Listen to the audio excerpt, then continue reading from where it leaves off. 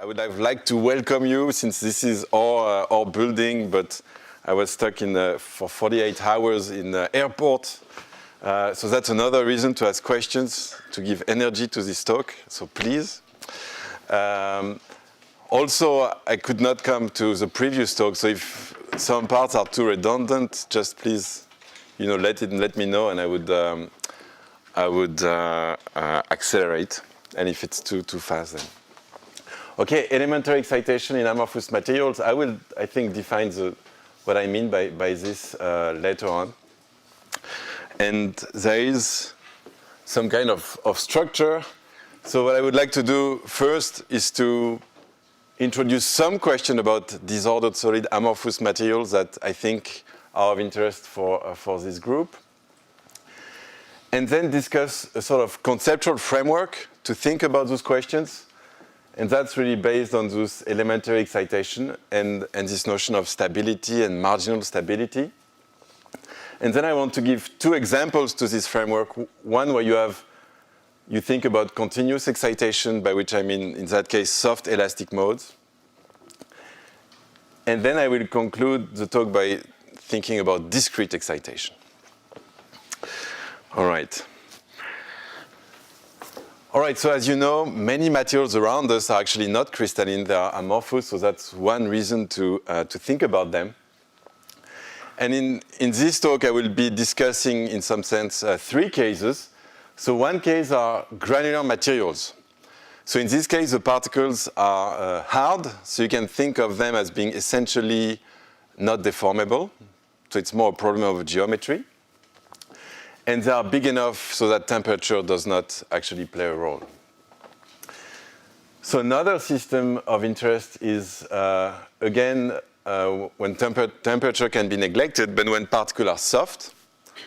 So an example is, that's for example what you eat is often like that, a mayonnaise. So if you zoom in a mayonnaise, you find that those are droplets that are pushed on each other. And so in those systems, particles are actually deformed.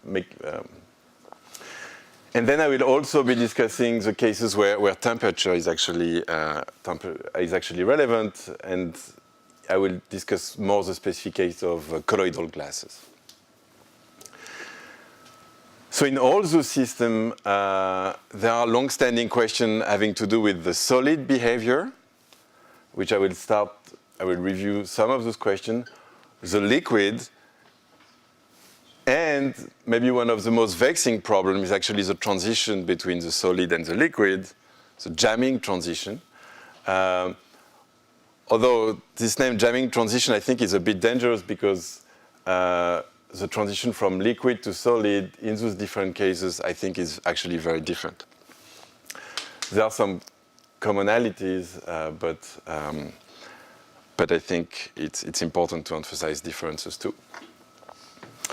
All right. Okay, so let me talk a little bit about the solid. So imagine you have droplet interacting.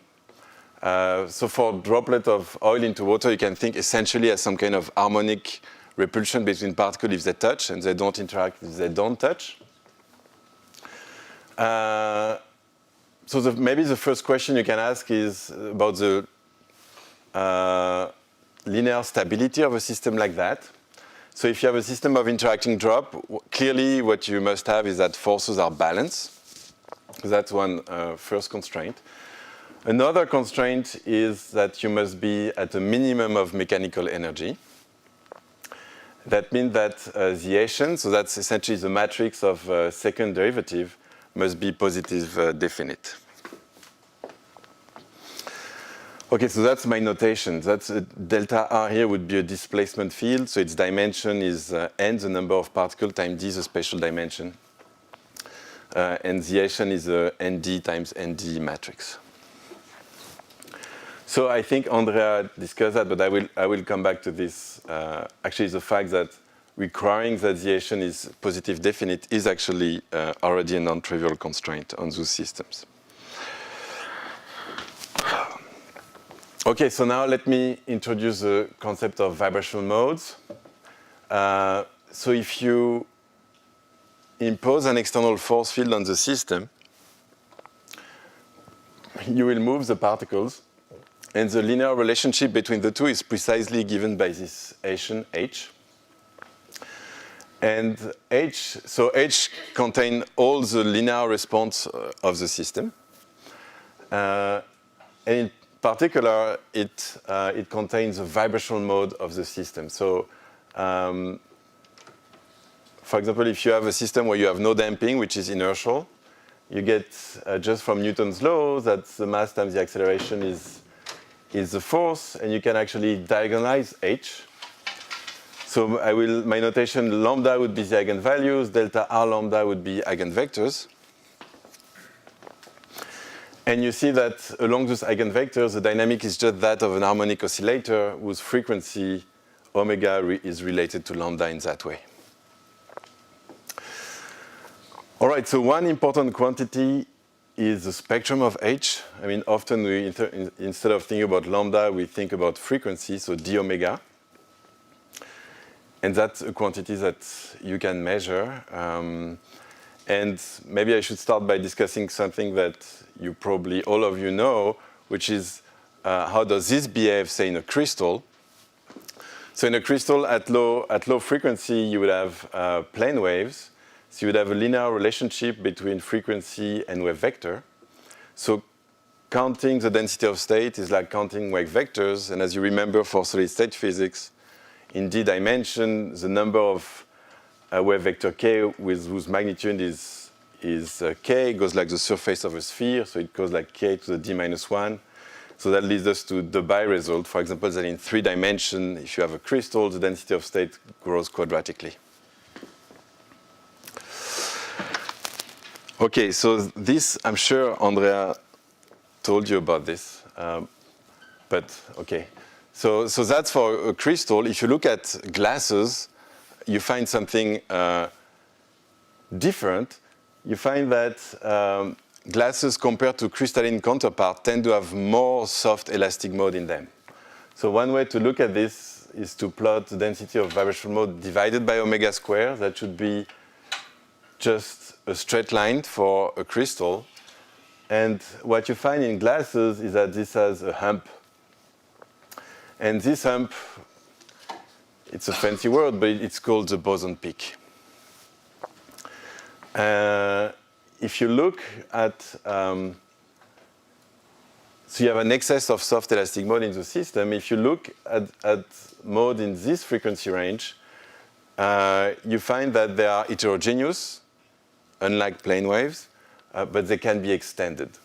So one long-standing question is, what is the nature of those objects, of those modes?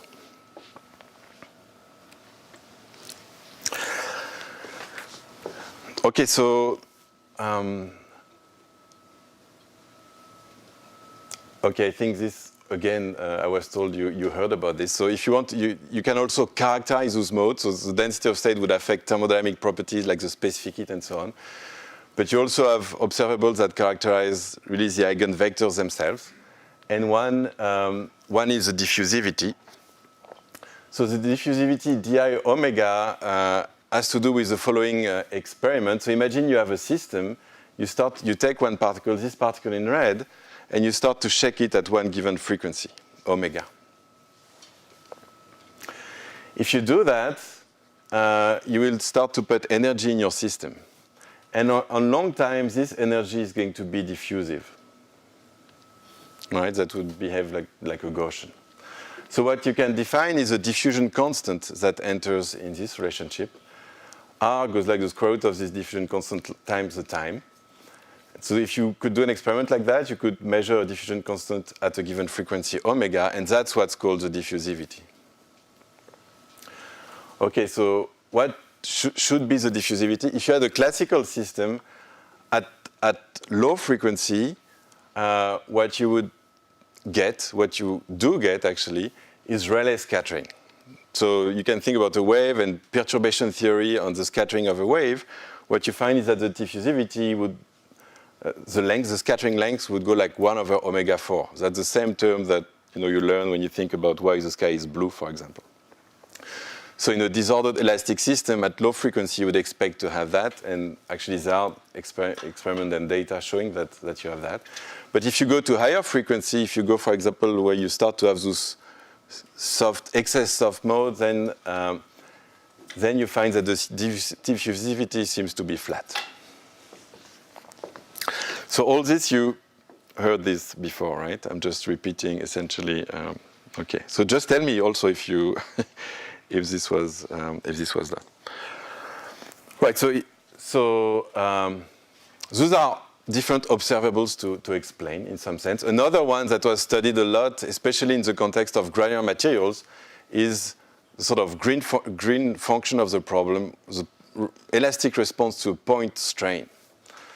So those are the beautiful experiments done in the group of Behringer, where you have photoelastic disks, and you send polarized light through the system, so you can actually see which particle carries some stress.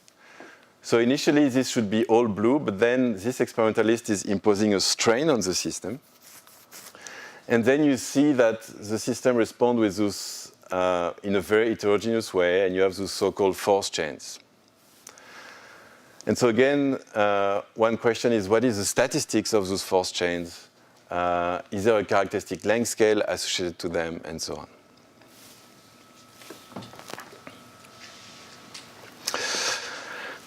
All right, so those are aspects of amorphous solids related to their linear response. And so I'm still in the solid. Here you have a way to, I'm going to discuss a particular case where I'm sure Andrea again talked about this, but it's of special interest because I would say all the properties I told you, if you were looking at a typical glass, the sort of length scale that you would get maybe for this force chain would be 10 or something like that, 10 particles or something like this. And you can come up with many theories to explain a number like 10. So this system, which is made of just simple packing of frictionless spheres, was very useful because in this system, all those properties I told you about, these boson peaks, those length scale. So once you have a system like that, you can really test theories in a stringent way. But again, I feel I'm repeating what Andrea said, but so essentially you look at purely repulsive particles as a function of packing fraction. If you prepare the system, for example, by a very fast quench and you decompress, you get amorphous configurations. And as you change the packing fraction, at some point the pressure vanishes. And if you go even to smaller packing fractions, there is no more mechanical energy in the system. This phi j is preparation dependent, but that's not really important for what I'm going to discuss. The key point is that as you approach this point, all those properties I started to discuss, linear response in those disordered materials, show scaling. So for example, if you go right very close to this point and you look at the density of vibrational modes, instead of being quadratic like you would expect from the BI, it's actually flat. So that means that at very low frequencies, or even at very large length scales, the system never behaves like a continuous elastic solid. So the system here was, for example, harmonic, half harmonic interaction potential. And then again, you heard about that, the fact that as you approach this point, those properties show scaling. You have scaling in the microscopic structure. For example, if you look at the coordination, it has a finite value at jamming, but then if you compress, it grows like the square root of the increased density. Here, this is just twice the spatial dimension.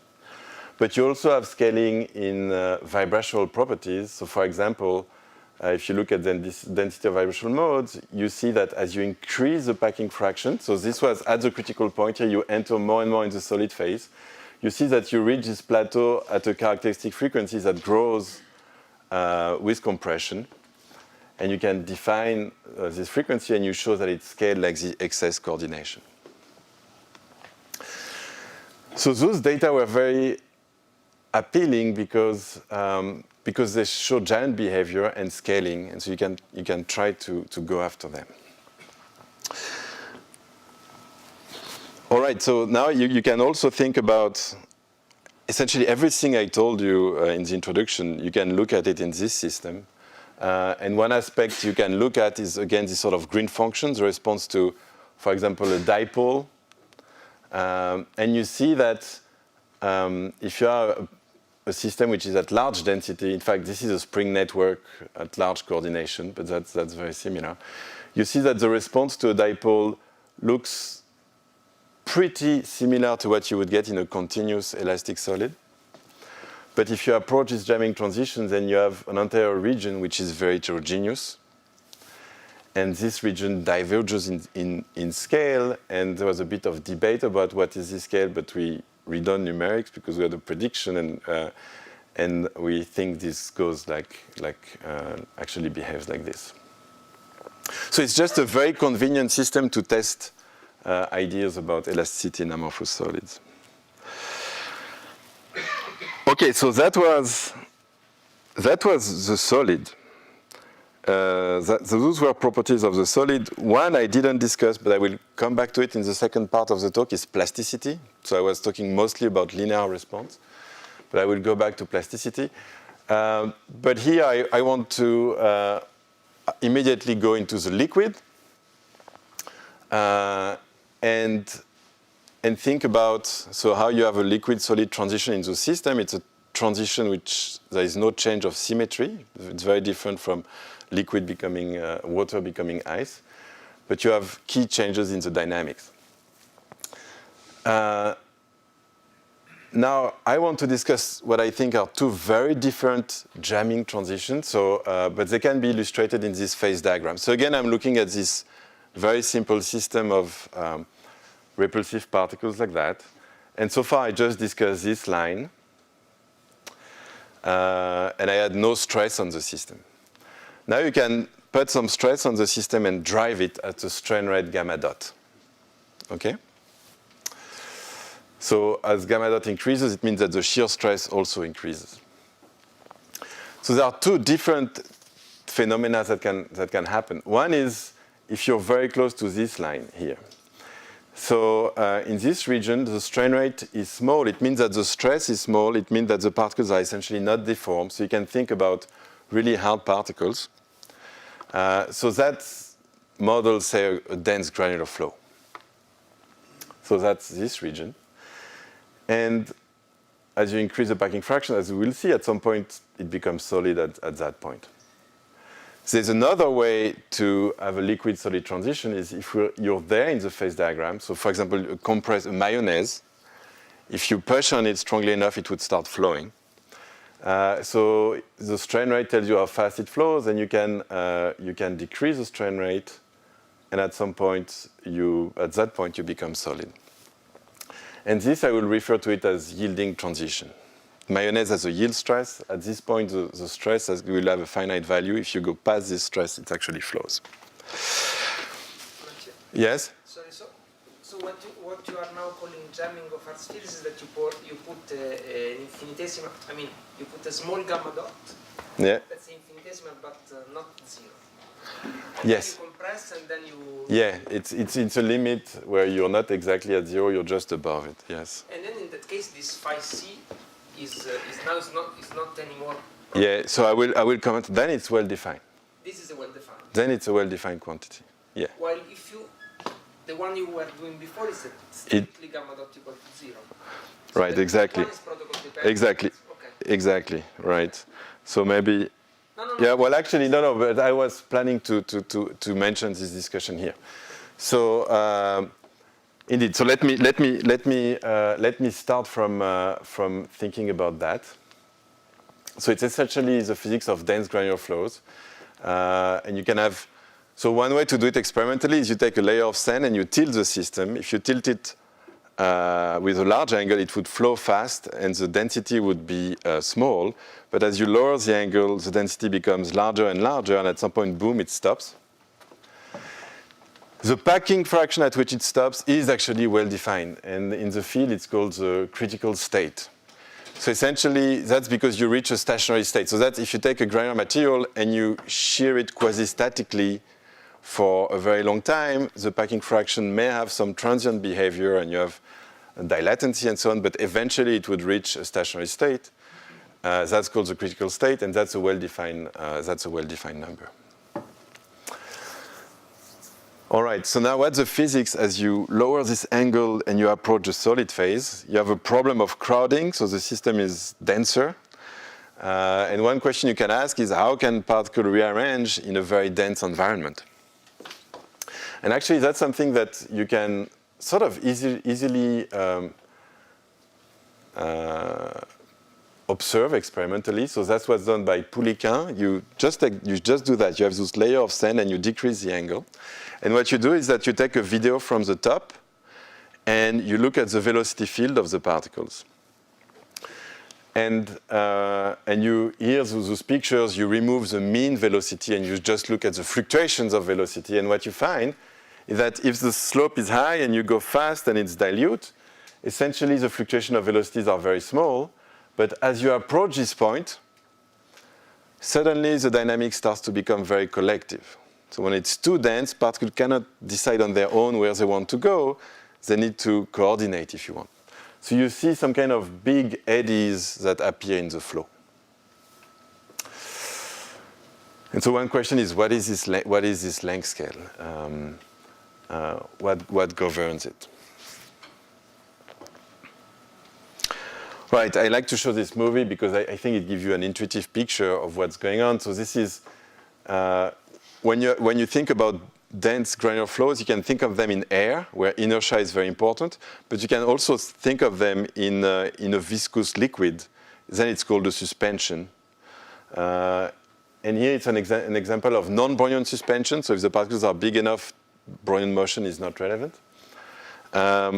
And then inertia is not important. And in that case, you also see that you have a growing length scale in the system. So what you will see here are movies of systems that are identical, except that the packing fraction is very slightly different. Here, it's just a bit a lower packing fraction than there. It's the same strain rate, so you're changing the shape of the box at the same speed. And what you see in black here are the forces between particles. There is viscosity in the... Exactly. So it's over-damped dynamics. Okay, in that sense, what you mean by non-Brownian? Yeah. No. So that's another issue. So it's non-Brownian, but even when temperature is negligible, it could be inertial or inertia could play a role or not, depending on the Reynolds number in the. So this is a situation where you really kill out. The viscosity is large enough so that you don't have inertial effect. In a real suspension, you would, as a function of strain rate, you will, at small enough strain rate, you would be like that, and then at some point you would have a transition to an inertial regime, where it would look more like a granular flow in air. And you don't have hydrodynamic interactions; you just have. Yes, so that's a very simple model. Yeah. For those who know, it's similar to this Olson and Title model. So. Okay, so I didn't show you the movie yet even, but okay, so here the interactions, so you have hardcore repulsion, and in this model you think about, it's a very simple model where you think about the underlying fluid as being unperturbed by the particles, and one particle wants to follow the sort of frame of the fluid. If it does not, then it gets a drag. But it turned out that this simple model, you could do a more realistic model where you would have drag in terms of it's believed that what dominates dissipation are lubrification forces between particles. So if you put a drag that has to do with relative motion of particles, you get the same scalings as far as the jamming transition is concerned. Numerically, that seems to be the case, and theoretically, we think it should be the case too. Okay, but let me show you the movie. So, right. So what you're supposed to see here is that a very small change of packing fraction changes a lot the dynamics that here it's very smooth and not very collective. But if you look in this movie, it seems as if locally the particles were on a small scale sort of already jammed and moving as blocks. That's a very qualitative statement, but you could get it by looking at velocity correlation, and you would see a growing length scale here. So another point that I want to make is that clearly this problem has nothing to do with percolation, because even here, when you're here and here, you're not jammed, and you still have a percolated network of contact. What you can do is those numerics are in experiments, and it has been done by many authors, is to also look at rheological properties, not just kinetic, but also how for example, a suspension has an overall viscosity. You have the viscosity of the solvent, but when you add more and more particles, the viscosity grows.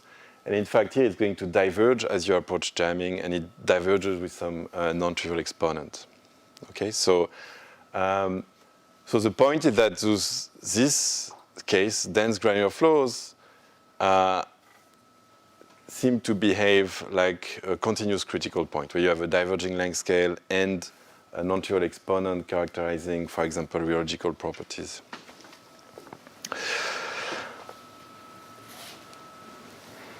Okay, so that's fast. Let me now talk about the other situation.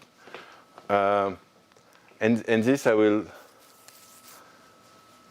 discuss it a bit more at the end of the talk, but that's when you have compressed a system of like a compressed particle like that, and you start shearing it. So now particles are deformable.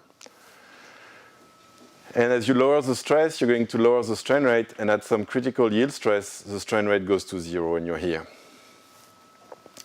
It seems that this approach is again a phase transition, and it appears by several observables. So one that you can look at is the stress-strain rate relationship.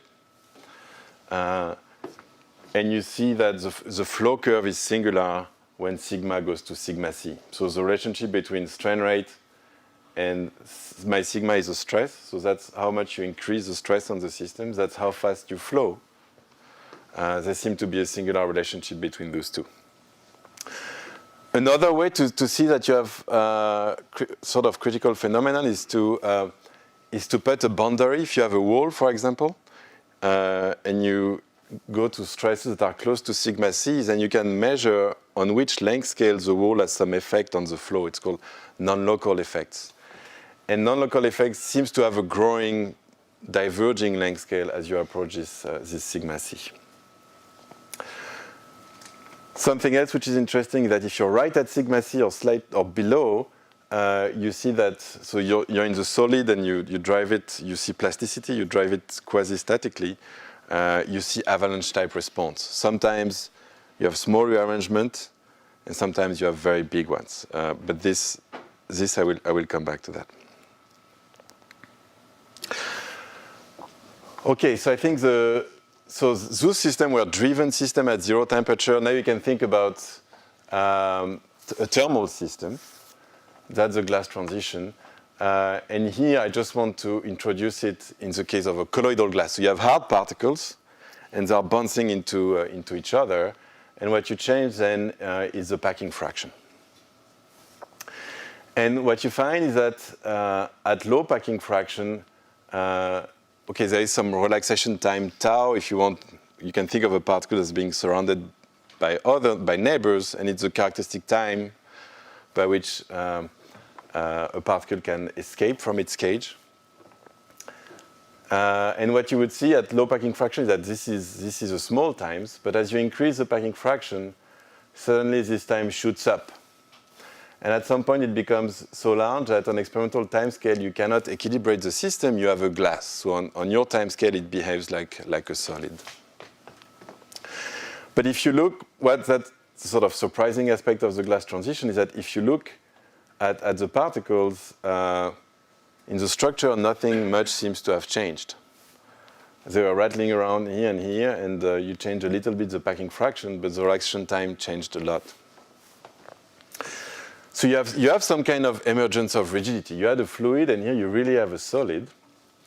And so one question is, how do you how do you think about that? How do you think about those particles bouncing into each other, suddenly forming a structure that allow them to carry a stress? And once they do, you can ask, what are the properties of this solid phase, this colloidal glass? And one aspect I want to discuss is the sort of little dents that the particle do there. So, right, so you have a solid, but it's still thermal, so the particles are going to move around. And one question is it that this microscopic dynamics that takes place here, these little dents of the particles, does it actually reflect the mechanism by which rigidity is acquired? Okay, so that's a point I want to discuss too. Okay, so those were the sort of questions, themes I want to discuss. And now let me tell you one of the reasons why it's challenging, in my view. So for example, if you think about granular flows. So a lot of work has tried to think about granular flows as a perturbation around the gas, the dilute system, where you have binary collision. But this is going to fail completely when you have the sort of collective, you have network of contact and you have those length scales that appear in the system. Then it's by nature completely collective. And thinking about binary collision, I think it would lead you nowhere. So instead of thinking about a perturbation around the dilute limit, what we've been trying to do is to think about a perturbation around the solid. But then you have to think about really the solid phase. And one difficulty in all those systems is that the solid is glassy. It's an out of equilibrium structure. And in those glassy systems, you have the sort of this sampling problem, right? So if you think about a pile of sand, that would not be energy, but maybe volume. You have an exponentially large number of states that are possible, of metastable states, right? And if you want to do a statistical description of this problem, you would like to know with which probability different states are visited. But in principle, you're not allowed to use thermodynamics because the system is out of equilibrium. So one approach, for example, in the field of granular materials has been to use thermodynamics anyway. To say, well, the metastable state at the same volume, I will assume that they are equally likely visited. Essentially an approximation like this. Okay, so here we're going to try to do something different. Okay, so that's the framework. Okay, so we're going to start from the solid and think about some kind of perturbation around the solid. And one first concept that's, I think, very important, which had been historically very important in other fields, also glasses in physics, for example, Coulomb glasses, but for some reason didn't really impact amorphous materials, although I think it's very important. So it's this concept of elementary excitation. So what is that? So you think about those are the sort of minimal rearrangement, collective rearrangement of the particles that you find if you drive the system. This idea, I will then sort of give you several examples of excitation in different situations. So it will become clearer. So the first aspect is to seek to identify what are those elementary, this minimal rearrangement that the system can do. And then the second idea is once you identify them, you think about the stability of the solid. And you think of, if the system is solid, it means that those excitation must be stable in some sense that I will discuss. And that ends up constraining the structure, that ends up constraining the sort of structures that you can visit, and also constraining the density of excitations themselves. All right, so that you identify those objects, you require that those excitations are stable, that constrains the structure of the system and the density of excitation. Once you have the density of excitation, then you can seek to build a description of the liquid phase, or of the plasticity of the solid, or of elasticity. And here, in this presentation, I want to talk about 3 different kind of excitations. Okay.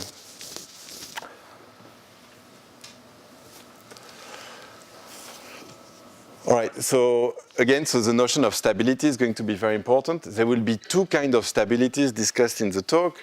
So one is linear stability. It's just the fact that you have to live close to a minimum. You cannot live close to a saddle if you're in a 0 temperature system. And this stability will be important when we discuss this anomalous mode, the soft elastic mode I told you about.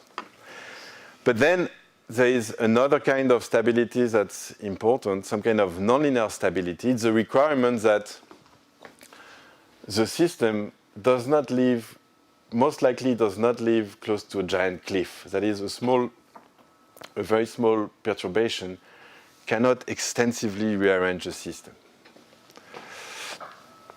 And this, we'll see, is also constraining. All right, so essentially, we'll describe excitation, think about stability, and what you end up at the end is a sort of phase diagram. So here the axes are not prescribed, but they can be in particular aspect of the structure of the material. And we will get a phase diagram with some line and that separates jam configuration, which are stable, from unstable configurations. Then what we'll find is that sometimes it can be argued or even proven that the system is not going to lie anywhere. If you have a solid, it's not going to lie anywhere in this stable region. It's going to lie specifically on this red line. And this is what I would refer to as marginal stability. And actually, it's important for 2 reasons. One is that it can solve this sampling problem. It tells you that instead of living on this anterior plane, you live on a line. So it reduces the state that you actually visit. Sometimes it's all you need to know to build your theory. Sometimes it's not enough. Sometimes it's all you need to know. Another interesting aspect is that on this line, the density of excitation is actually fixed. So if you know that you live there, you have access to it. All right, this was abstract. And now let me talk about examples.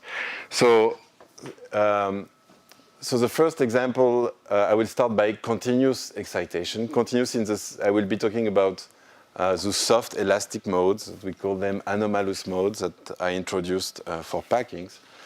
Continuous in the sense that it's an elastic mode, so I can continuously change the amplitude against it, along it. So some ideas I will review, and this is where probably my talk again overlap a bit with Andrea's talk, is that those kind of objects, which we think are very important if you want to think about transport or force propagation, are affected by some aspect of the structure, in particular by the sort of measure of how your glass is connected in packing the coordination, and also by pressure. So this I will review. Obviously, the density of this object, in this case, it just appears in the density of vibrational modes. And I will discuss the fact that those objects are important to think about this unjamming transition. So when you reduce the packing fraction towards this phi j, are important if you want to think about colloidal glasses. So those 2 cases I will discuss. We think that they're also very important to think about this movie I showed you about the suspension and the particles moving around. We think that the motion of the particles is in fact, so in this case, you were not a solid. Remember, you have those hard particles forming this sort of contact network. It could flow. But still, we think that the geometry of this flow is closely related to this kind of object. But I will not review that. That's discussed in those papers. And I will discuss the fact that those modes can be marginal in some conditions. All right, so now I just want to give you a sense of why those objects, those soft elastic modes, are strongly dependent on coordination and pressure. And I would just, actually in this entire talk, I will not do almost any theory. I just want to give some intuition of what's going on. And here, I'm just reviewing some idea of Maxwell. We're thinking about the stability of engineering structure. And he told us that if you have, for example, a network of points connected by springs, look at this one, for example. This one is mechanically stable. You cannot deform it for free, apart from translation and rotation. But if you remove this link, then this system is floppy. It has a zero mode. So Maxwell was interested in the stability of this engineering structure, and he said, if you want the system to be stable, you must forbid, you cannot have floppy modes like that in the system. So when do they appear? Well, then you can think about what equations are satisfied by those modes. So those modes, they have to keep all the springs. They cannot change the length of those springs. So that's this equation here. It's not really important to follow it, but Nij is just the unit vector along the spring ij. This is just saying that the relative displacement in each spring has to be orthogonal to the direction of the spring, right? Otherwise, you would change the length. So it's a linear constraint, and you have a set of linear constraints for every spring you have. And so Maxwell said, well, I don't want to have a non-trivial solution to this problem. So it's a linear system. I must have more constraints than I have degrees of freedom. Number of constraints is the number of springs, and number of degrees of freedom is n times the spatial dimension. So that tells you that the coordination, so if you want to be stable, you must have more constraints than degrees of freedom, and C must be larger than ND. You get something like V has to be larger than twice the spatial dimension, okay? So coordination is very important. If you're not coordinated enough, you will always have some zero mode in the system. As you approach this, when you unjam those packings, actually they approach this critical value for the coordination. If you are even going to lower coordination, actually that's what happened in this movie, where you're not enough coordinated, then you have zero modes, then you have floppy modes. Actually in the movie of the suspension I showed you, the displacement is along floppy modes. So the point is that floppy modes appear when the coordination is below some threshold. I think it's very intuitive, and I would not derive it, that if the coordination is above, you will have a reminiscence of the proximity to this, of this threshold in the spectrum of modes. Okay, so coordination certainly matters. Another aspect that matters, and again I think it's very intuitive, is the pressure on the system, and this you know it in elasticity, right? That if you take thin objects and you, for example, push on them, it can lead to instabilities like buckling for a thin rod or a thin membrane. If you pull on them, it's the opposite, like the string of a guitar. You're increasing frequencies in the system. And at a microscopic level, you can think of it very simply where this term comes from. So here I'm thinking about a spring, but you can think about an interaction between those two particles. So you just have to write, imagine you have a spring here, its stiffness is K, its length is R, and you ask what is the change of energy compared to some position, delta E. And you would have the term that, right, that everyone knows about. So you have this 1/2 kx squared. But in fact, so that's when you move along this direction. But in fact, you have another term. And the other term is when you move along that direction here. If you move along that direction, you will change the length of this spring, if it's attached here, at second order. If you have a force in the system, you will have a change of energy that would go like the force times this change of distance. So it's also a quadratic term. You cannot neglect it with respect to that. Okay, so it's this very simple idea that if you move, you change orthogonally to a contact, you change the length at second order. If you have force in it, if you can think of this force doing some work, if you want. So for example, if the force is compressive, if the spring is compressed, the system likes to go along Y because you release some elastic energy in the spring, right?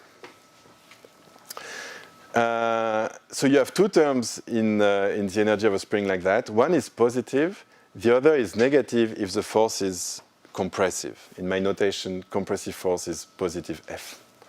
If you think about those packings, and you are looking at this Hessian, the only terms that could be negative, that could lead to instabilities, is this term. So if you think about instabilities, saddle points, things like that, it can only come from those terms in a system like that. Yes? So if you have a force in the spring, so you're not in the minimum of the potential. So Right. So shouldn't you have also linear term in X? yes, I'm assuming that the system has an external force on it. Yes. Ah, okay. And then I look at the change of energy if I move. Okay. So Yes. there is an external force. There is an external force acting on it, yes. So this is this force F, yes, yes. Yeah, sorry.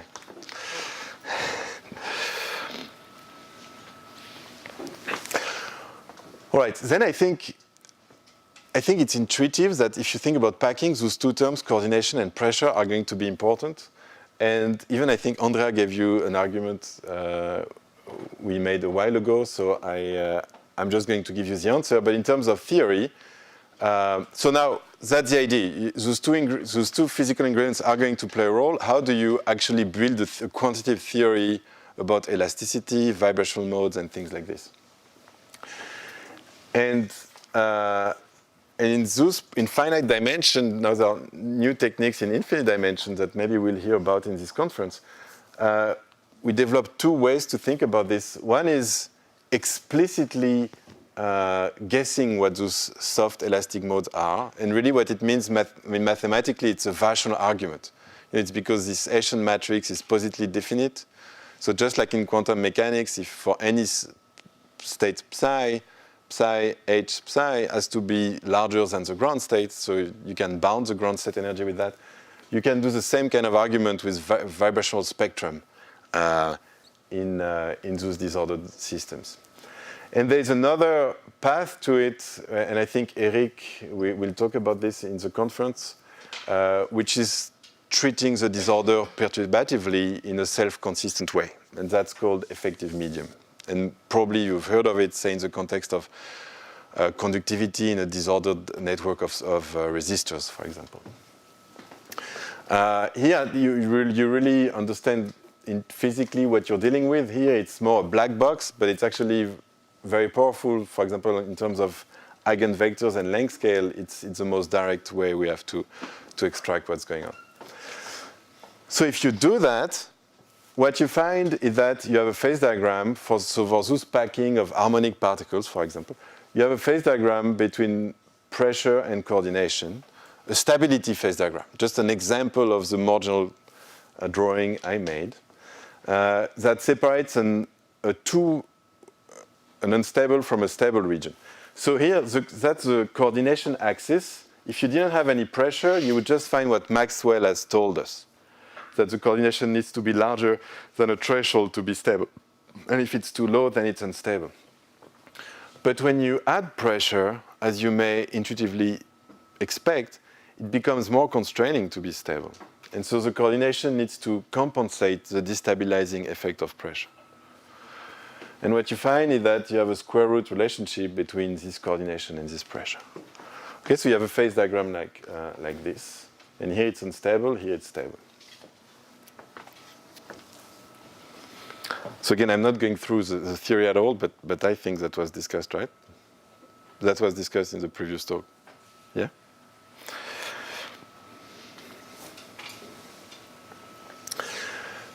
Okay, so you can think about stability, but those techniques, they also give you much more. They give you, the density of state and some aspect of the eigenvectors. So here I'm just going to summarize what you can get. For example, so with this method, you do get that you have this frequency scale like seen numerically when you approach this unjamming transition, when the packing has a lower and lower pressure. You find that the density of vibrational modes has to be flat above this characteristic frequency. But you can also access some properties of the eigenvectors. So remember, at jamming, this was completely flat, the density of vibrational modes. Now you can look at different frequencies and look at those eigenvectors, and you can define a correlation length for them by looking, for example, at displacement. And what the theory predicts is that this length scale goes like 1 over the square root of frequency. That's from effective medium. And I don't have a very simple argument to say that.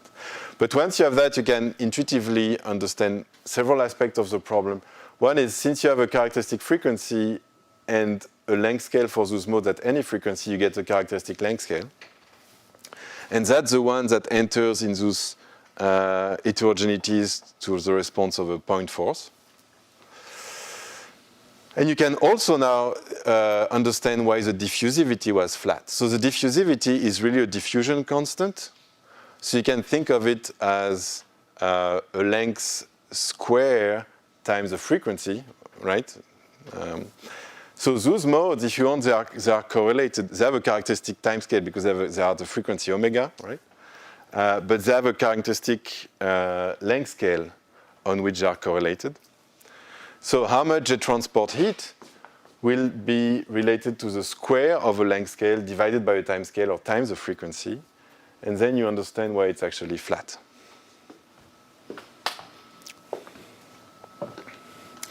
All right. So that's actually what the statement I made here. So you know that for those packings have to be stable. The statement I made here are true everywhere in the stable part of this phase diagram. Because all those statements were actually made for frequency larger than this characteristic frequency omega star. If you look at smaller frequencies, what happened for very, very soft objects, then it matters where you are. Okay? And so that's the sampling problem. If you want, what is the relationship between pressure, so this should be P, between pressure and coordination? What is this relation Z of P?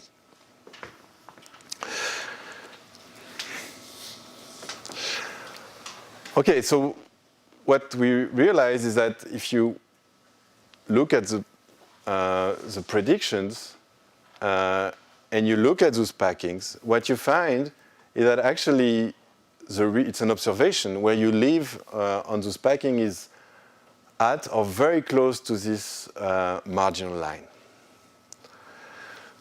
So it seems that those packing are on the edge, they live on the edge of an elastic instability. They just have enough contact to balance the destabilizing effect of pressure. This explains immediately two aspects. It explains the scaling relationship between coordination and pressure. But this scaling alone would not tell you that you live right here because you could be living right there or at the middle of it, for example. But most importantly, if you look at vibrational modes below this omega star, what you find in those packing is that even at frequencies much larger than when you reach the plateau, you have many more modes than what you would expect. And that can only happen if you're very close to this line. What you can prove too is that if you're right on this line, the sort of excess, you would have plane wave, but in addition to that, you would have other modes, and they would contribute to the density of vibrational modes in a quadratic way. So in 2D, it's just like the bi, but in 3D, for example, it's larger. That's independent of the spatial dimension. Okay, so now why is it marginally stable? So what we argued at the time with Tom Whitten was the following scenario. So imagine that you prepare your system, and imagine that you start in the stable part of the phase diagram. Okay? And we thought about a decompression. What we said is that consider the scenario where a decompression, so it could be more general, but we are thinking about that, that a decompression would change the coordination pressure, and so it would make you evolve in this phase diagram. Consider the case where this evolution leads you towards this instability, okay, towards this line. Then what happens when you hit this line? So what will happen is that some modes will become unstable.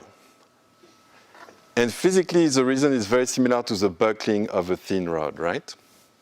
So we're thinking about a zero temperature decompression. At some point, your metastable state is going to hit this line.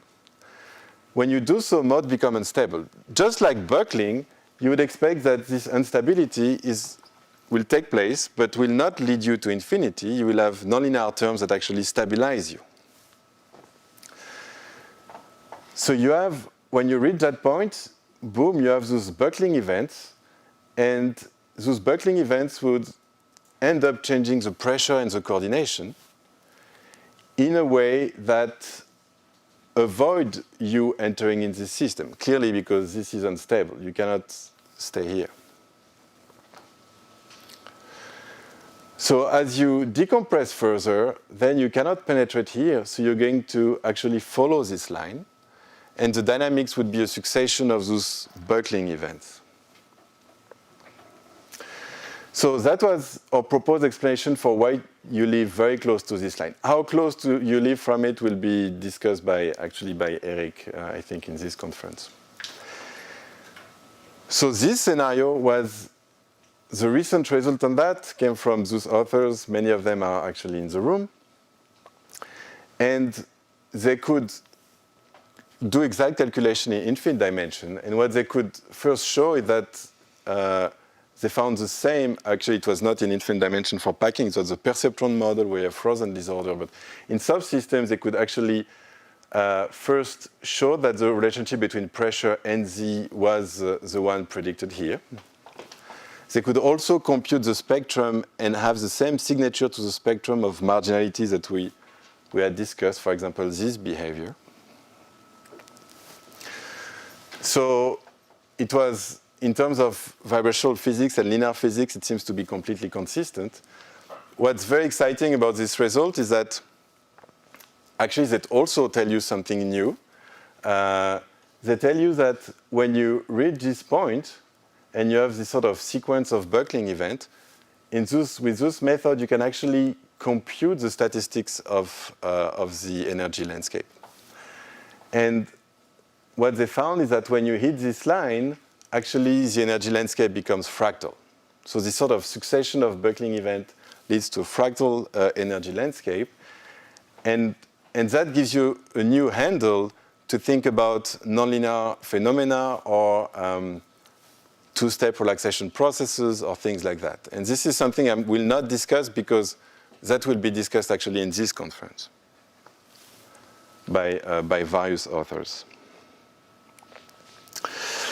Okay, so now let me, yes? So I forgot to tell you, at some point, maybe we can make a 5 minutes break between the first. Oh, really? When you Okay. think it's a good moment. Okay. Okay, so, all right, I can do this. Okay, so now I wanted to discuss the question of how do those ideas, that was for zero temperature packing of decompressed packing of particles, what do those ideas tell you for colloidal hard spheres? And in principle, they tell you nothing because for those hard spheres, you just have, the energy landscape is completely flat, strictly speaking, right? Because, or you have infinite walls, but there is nothing much a priori you could say. So what's the idea? To apply those kind of reasoning. So the idea is to do some kind of time averaging.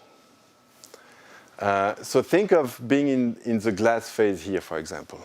So particles are rattling around very rapidly, but the system cannot relax. The particles are not removing to long distance, to large distances, are not cannot diffuse away. One thing you can look at numerically is they rattle around, so they exchange actually momentum with each other. And so you can define a force between two particles that are close to an average force, a momentum divided, the total momentum divided by time gives you an average force. So if you average, you get something like that. So that's a 2D glassy system of disks. So you have disks, they were rattling around. They are rattling around those red positions. And you measure the force that they exchange. And what you find is that the sort of contact force network looks very similar than contact forces in packings of athermal soft particles above jamming. Okay? So that suggests that those ideas I just told you about are also going to be relevant here. So there are two quantities, two ideas that are important. One is that dynamically you can define again some kind of coordination. So previously for soft particles, it's at 0 temperature, it's obvious to define coordination. You just look who is in contact with whom.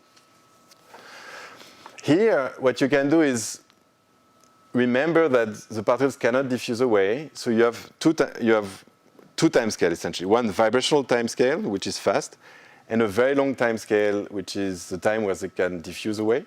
If you take a time scale in between, you can define a measure of coordination, because you can decide which particles have touched each other. That defines the contact. Once you define contact, well, you just have to look at this contact force network and measure its coordination, right? So you can define coordination. That's one thing.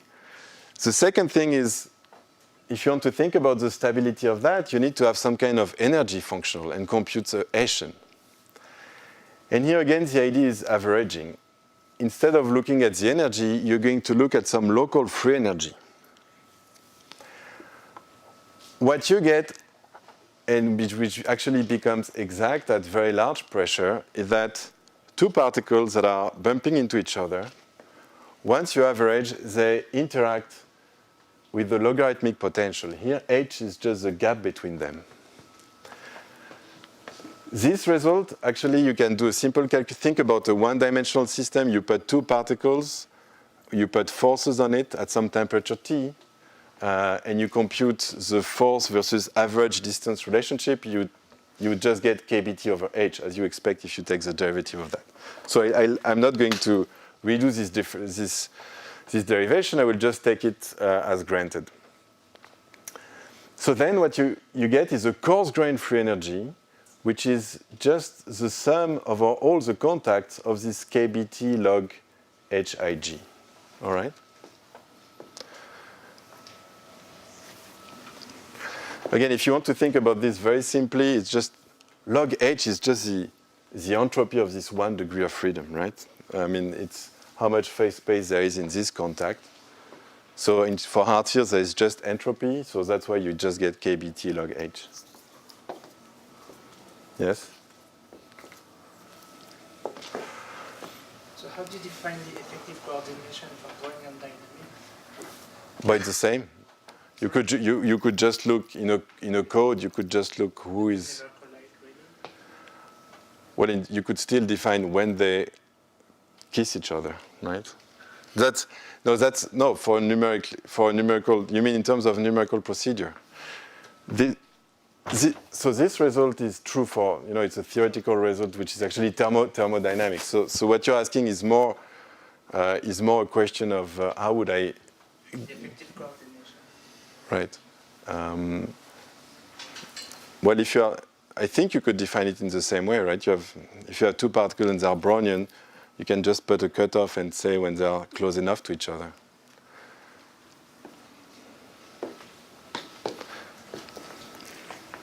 Right? You just look. It's the distance between two particles is doing a random walk. You look at when it crosses 0. So if it does cross 0 at times, then you declare that they're in contact.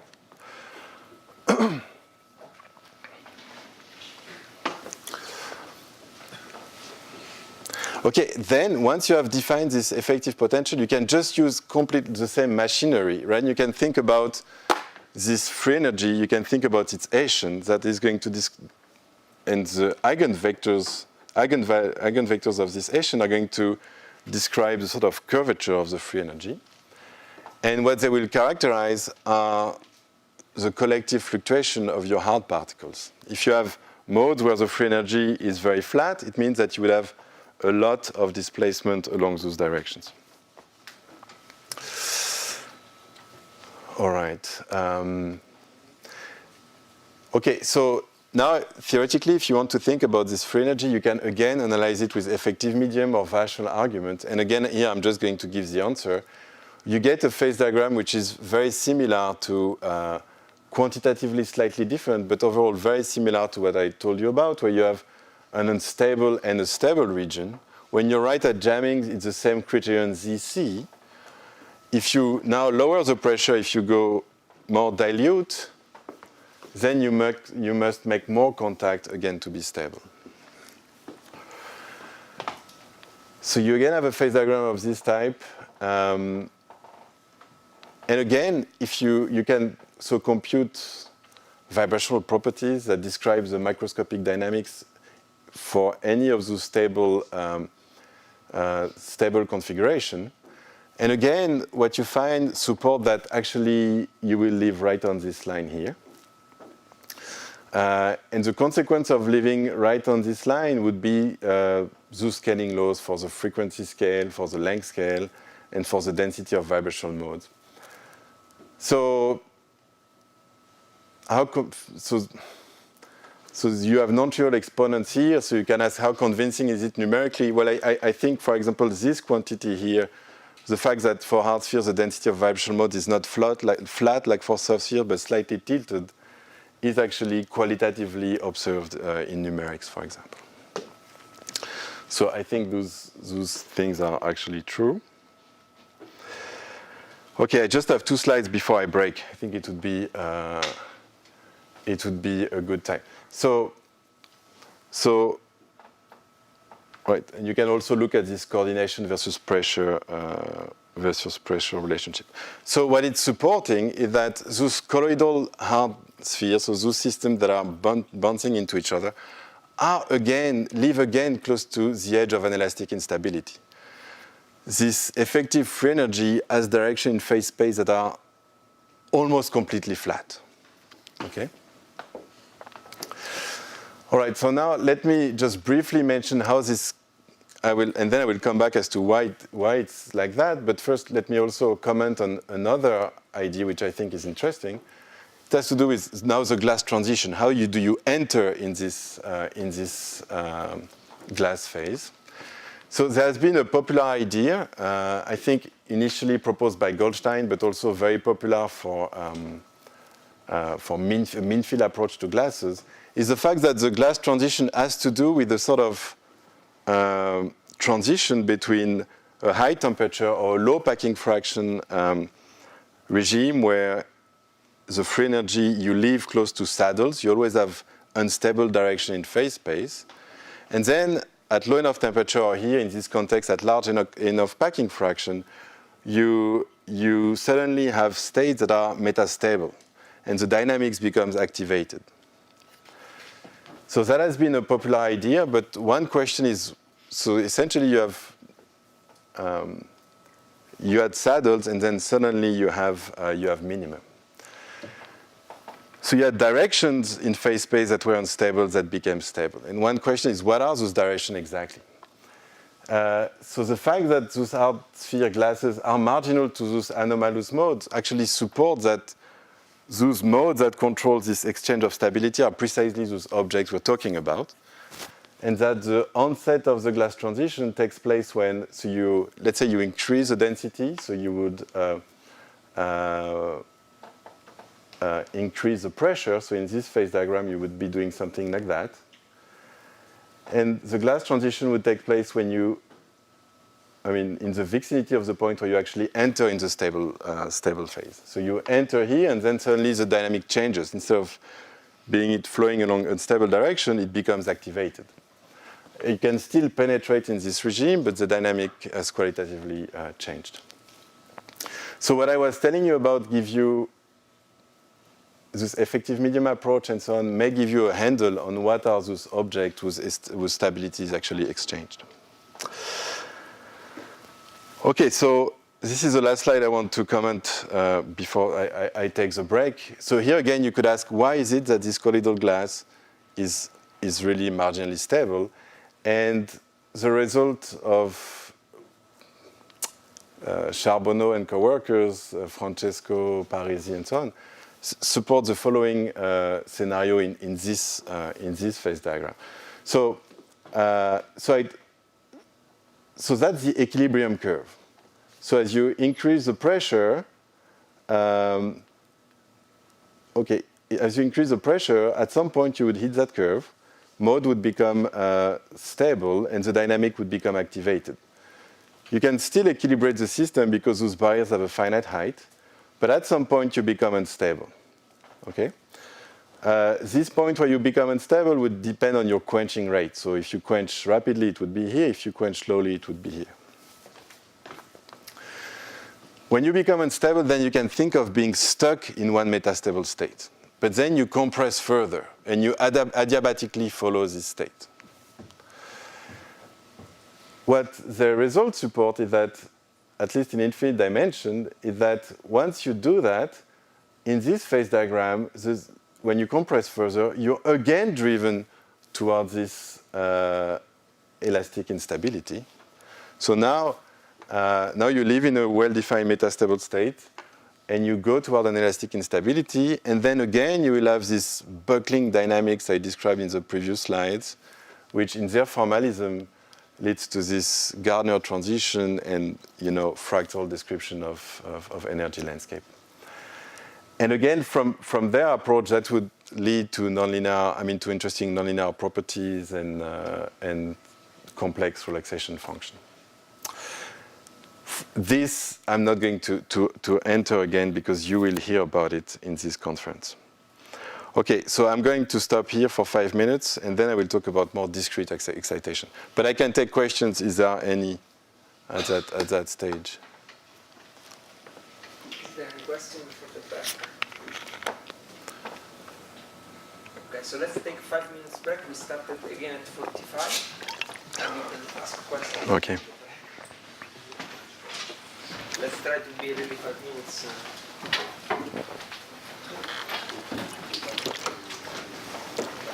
Ah, tu peux continuer un peu plus si tu veux. Faut pas exagérer quand même. Non, mais si tu dois t'arrêter à 8h35, ça va.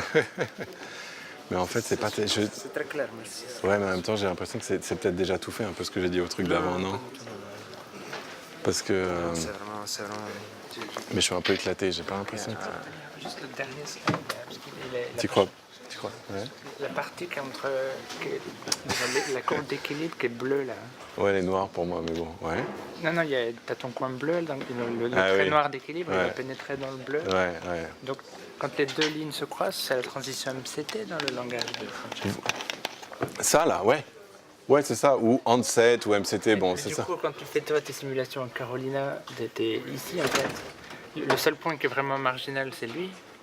Ah ben nous, on était surtout là. Donc, quand on regarde du scaling, on se met vachement près de ce point-là. Alors, je pense que pour pouvoir explorer ça, il faut se mettre tout près de 0,58, tu vois ce que je veux dire? Ouais. Parce que plus tu quenches vite, plus tu vois, eux, c'est consistant avec ce qu'ils disent. D'ailleurs, plus tu quenches vite, plus tu rejoins cette courbe rapidement. Mais du coup, là, le jamming, il est à 7C. Ouais. Mais le truc, c'est que cette région-là, elle est toujours entre 0,58 59. La région rouge, là, ça veut dire qu'il y a quelque part, dans ton truc, il y a quelque part un vert qui n'est pas marginal avant d'être marginal. Bah ouais. Non, c'est ce qu'ils disent d'ailleurs. Non, mais j'essaie de me rappeler de ton truc. Ah non, mais nos trucs, quand on regardait le scaling. Même dans le liquide, c'était marginal. Quand vous avez fait votre plot de Z versus la pression. Ah non, des données ici, là, cette image, elle est tirée de notre papier de journal, le fait qu'on pénètre, c'est dans notre journal Chemical Physics 09. Je me rappelle de cette courbe où il y avait... Non, le fait qu'on pénètre... Z versus la pression, c'était tout sur une loi de puissance, tout ça. Ouais. Finalement, tous mes états ils sont marginaux tout le temps. Donc là, il y en a qui ne le sont pas quand même. Alors, si tu regardes en détail, si tu fais de l'exégèse de ce qu'on a dit, tu verras on proposait ça déjà à l'époque qu'on rentrait dans le système et qu'ensuite on restait très près du truc. Là, c'est... Si tu regardes toutes les propriétés de scaling, à mon avis, ça existe entre, disons, 0,58 et 0,59, tu vois, un truc comme ça. Et donc, toutes les propriétés de scaling, elles vont être dominées par ce qui se passe sur cette ligne. Là, tout le liquide était compris. Voilà, c'est ça. Donc ensuite, ça même... Ensuite, à 0,58, c'est même... Tu aurais des corrections. Oui, on avait ce plot-là, mais ensuite, est-ce que tu auras des corrections au scaling, etc. Oui. Là, à cet endroit-là, cette ligne, de toute façon, elle doit plus avoir une loi de puissance, elle doit un peu... Tu vois ce que je veux dire? C'est pour ça que la question, c'est, je vois bien que ici le scaling peut avoir de la pertinence et tout ça, mais quand c'est un gros bordel où les quantités changent infiniment peu. Bah non, mais c'est juste que cette. Bah non, c'est juste que cette courbe va avoir une gueule qui suit pas exactement des corrections au scaling, mais par rapport à l'argument, ça change pas grand-chose. Quelle est la gueule exacte de cette courbe?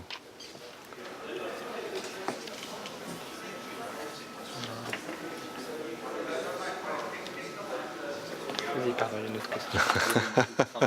Effectivement, je comprends pas trop qu'est-ce que c'est le buckling. Enfin, pourquoi quand on démarre ici, pourquoi quand on arrive là, on reste automatiquement marginal en fait. Ouais, bah alors, Dans le cas pense. plus simple, déjà avant celui-là. Ouais, ça c'est un peu plus simple l'autre cas. Ouais. Je vais juste marcher un peu, mais Ouais, donc tu as un système qui est gentiment solide. Et puis, particule par particule, bon, ça ressemble à ça. non, ça c'est l'espace des. Alors, Pardon. c'est tout ton espace, ça c'est l'espace de. C'est tout l'espace, ouais, c'est vraiment tout l'espace. C'était pour dire que le système était là.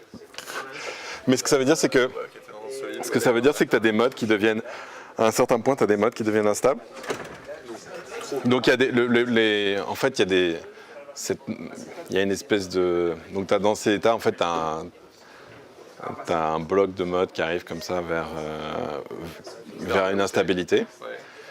Et puis, à ce point-là, tu as les premiers qui vont devenir instables. Dans le truc de la density of states, tu dis qu'il y en a qui atteignent 0, quoi. Il y a le Ouais, bloc sur l'état à 0. Au fur et à mesure que tu diminues Z, tu diminues T. Ouais. Tu vois ce que je veux dire? Ouais. Il faudrait un petit crayon, mais... Ouais, mais c'est ça, c'est vraiment l'idée d'un...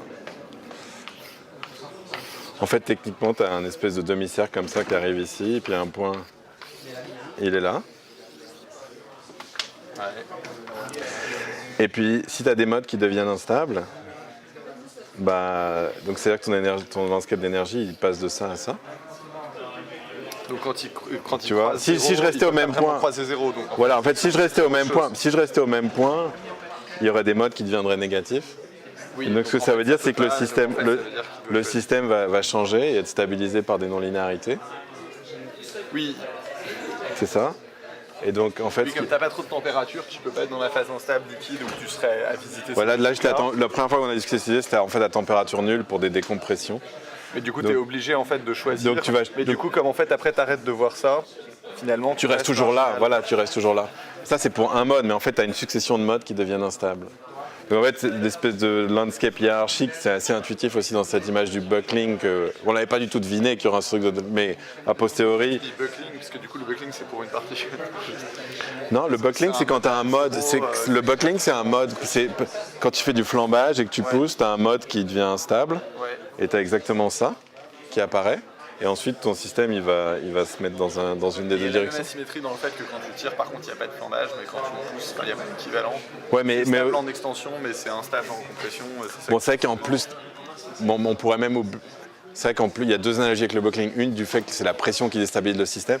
Mais même oubliant ça, c'est l'idée que quand tu as un mode instable, tu vas choisir...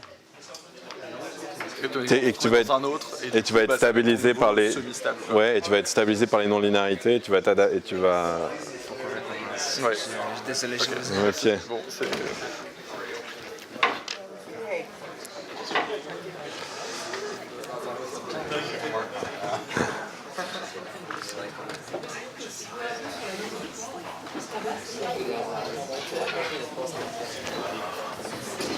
Ah, OK, merci. Je ne sais pas trop comment faire.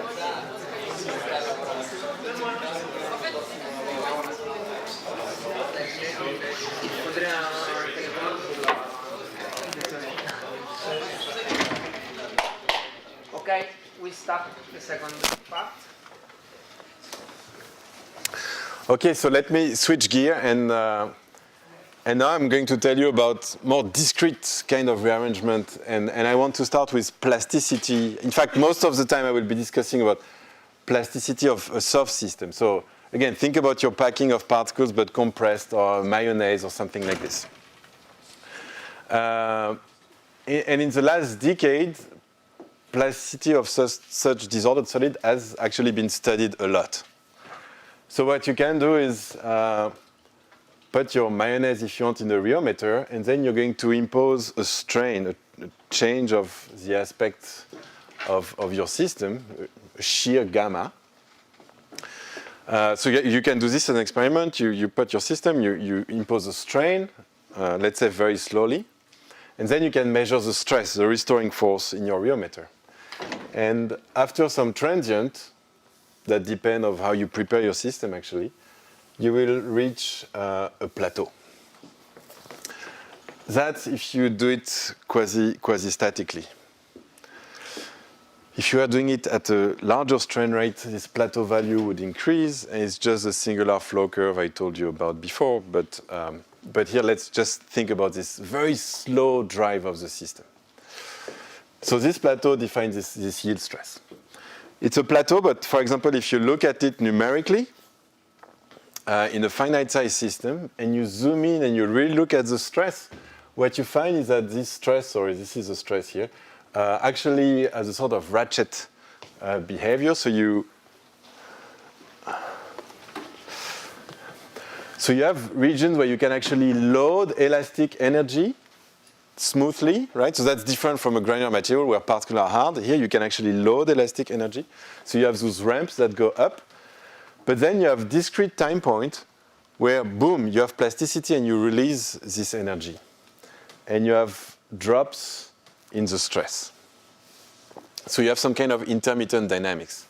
And those drops can be small or they can be very large. Actually, they are power law distributed. And then you can look in real space in those numerics, but actually not only numerics, that's what's also nice about it. But if you look in numerics and you look at actually how the particles have moved between those 2 points, so that's a displacement field. Here it's a projection of the displacement field in one direction. What you find is that those plastic rearrangements are fractal objects. So I don't know if you can see from here, but you have some kind of elongated, very anisotropic microfracture in the system, like this, but then you also have crosses here where you have it's smaller and also on this side. And so if you look at them, you can identify power laws that describe their geometry. Actually, it's nice that it's also seen in experiment. So this is using a technique called DWS, where I'm not going to enter in the detail. It's an analysis of the speckle, but you can detect plastic strains that are extremely small, like 10⁻⁶, so very tiny displacement of the particles.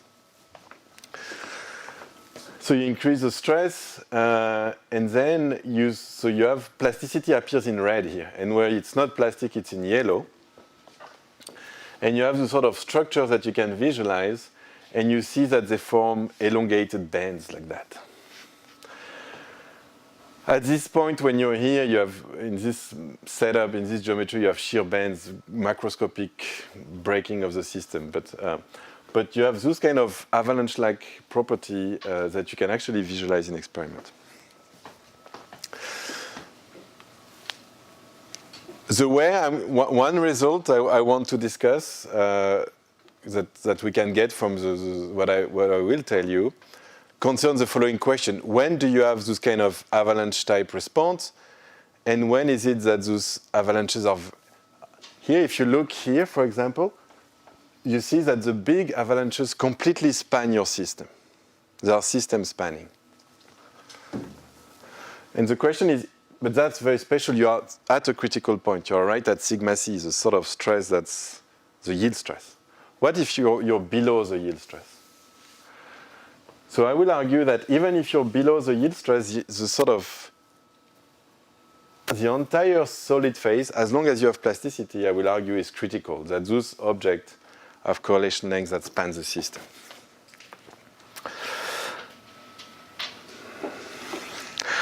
Okay, so the nature of the excitation, the elementary rearrangement in the system is well known for decades, and they are called shear transformations. So again, think about this system where you have your particles and you impose a strain on it. You have an elastic energy, so it was E before, it's U here. And you can ask, what happens? You load elastic energy. What happens when suddenly you have a plastic event? What it means is that you had a saddle node instability in the system. So one direction became unstable. Okay? now, with the computer, you can look in real space what really initiates this plasticity, and it looks like that. So what you find is that it's mostly localized. So, so for example, if you were shearing like this, you could have particles that were initially like that. Locally, they change contact, for example, something like this. Right, so those guys have moved, and those guys were pulled in that direction. So you have a local rearrangement, but this local rearrangement, you're in an elastic medium, it's going to correspond to a local strain, so it's going to change the stress elsewhere in the system. So this is before the... So this is, if you want, this is the mode. For example, what people do in computers is they analyze these modes that become flat. So that would look like this. So it's really the mode that became unstable. But then, once you go along it, much more can happen, right? Because this guy is going to relax by a finite amount, right? So even if it was the only thing that would happen in the system, it would rearrange by a finite amount. That's why I would call this excitation discrete. It's not like in the soft elastic mode where you can move continuously here. If it decides to relax, it relaxes by a finite amount. But once you relax, then you change the stress everywhere in the system, and so you can trigger something elsewhere. So shear transformation here can trigger another shear transformation there, and so on. And those big avalanches are presumably thousands of objects like that organized in some specific way. What should I say about it? So I should tell you that because it's local, the drop of stress induced just by one guy should go like 1 over the system size. That's something I will use. Right. And so the question I want to discuss is, how many objects like that do you have in a mayonnaise or in a packing of particles? How many of those shear transformations are about to collapse? Right? That's clearly very important if you want to think about those avalanches, because it will characterize the probabilities that one guy trigger other guys. So how do you even start thinking about this density? And here is an interesting quantity. So let's think about it that way. So let's cut our system into blocks. And those blocks have to be of size larger than 1, much larger than those shear transformation, okay? In each block, I can introduce a variable xi, which is how much shear stress can I put on this block I to have a plastic event in it, okay? So it's a sort of local distance to yield stress. So it's related to, if you were looking at this block, what is the slope of the most dangerous, most likely to collapse mode? All right, so in each block you have this xi, a sort of distance to the local yield stress. One quantity that's very important is the distribution, P of x, of those xi. Okay, it turned out that P of x itself, well, you could try to measure it like that by decomposing the system in blocks and trying to get xi. And actually, there are recent papers on that claim that they can do it like this. What's problematic when you do that is that typically people pin the boundaries of those blocks, and if you pin the boundaries of the blocks, you actually stabilize it. So then I think you should have a systematic bias that increases those xi, but some people claim that they can do it. I think there is an elegant way to do it that was previously done. And that was a statement, maybe having the full distribution P of x is very hard. But one thing that you can extract is a minimal value, x mean. Why can you extract x mean? So if you look at all those blocks, you can look at the most dangerous one. Well, you can extract x mean because it's just the stress you have to add on the system before any event takes place. right? Because the guy that is going to be triggered is actually x min. So for example, imagine you're here. X min would just correspond to how much additional stress I can put before I have one single event. Is it clear? Yes? All right. So in this kind of procedure, when you have a finite size system and you have this crackling, you can get x min just by looking at the size of those ramps.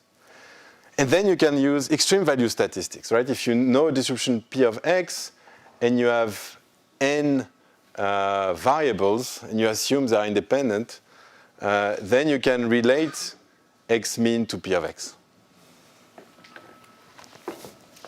All right, so what is this thing?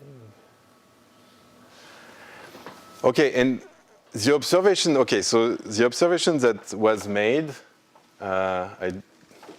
Lemaitre, Caroli, but there is also Procaccia and others, and Lerner. So they made the following, I can phrase it like that. So they measure this quantity, and naively, what would you think it should behave like? Naively, you would think that this quantity should go like 1 over n. This is the rate at which you trigger plastic event. So, right, so if you have a block of mayonnaise, you have a given rate. If you have a block that's twice bigger, you would think that this rate at which you have plastic event is twice larger. And they found out that it's not. They found out that it's surprising that if you take the system which is made of 2 blocks of mayonnaise, it's actually more stable than what you would think. So what it means is that how this scale with system size does not go like 1 over n. It goes like 1 over n to the beta, where beta is actually smaller than 1. So very large systems are actually more stable than what you would think.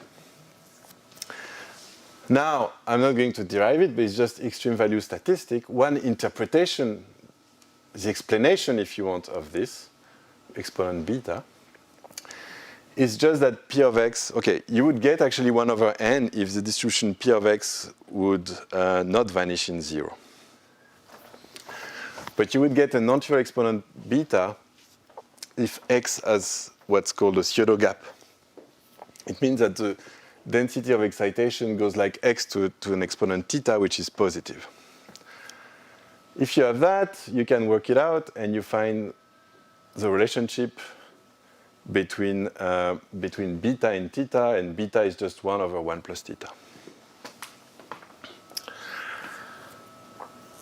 So from those kind of, just those finite size measurement and this extreme value statistics argument, they can get values of theta in 2 dimensions and 3 dimensions, okay?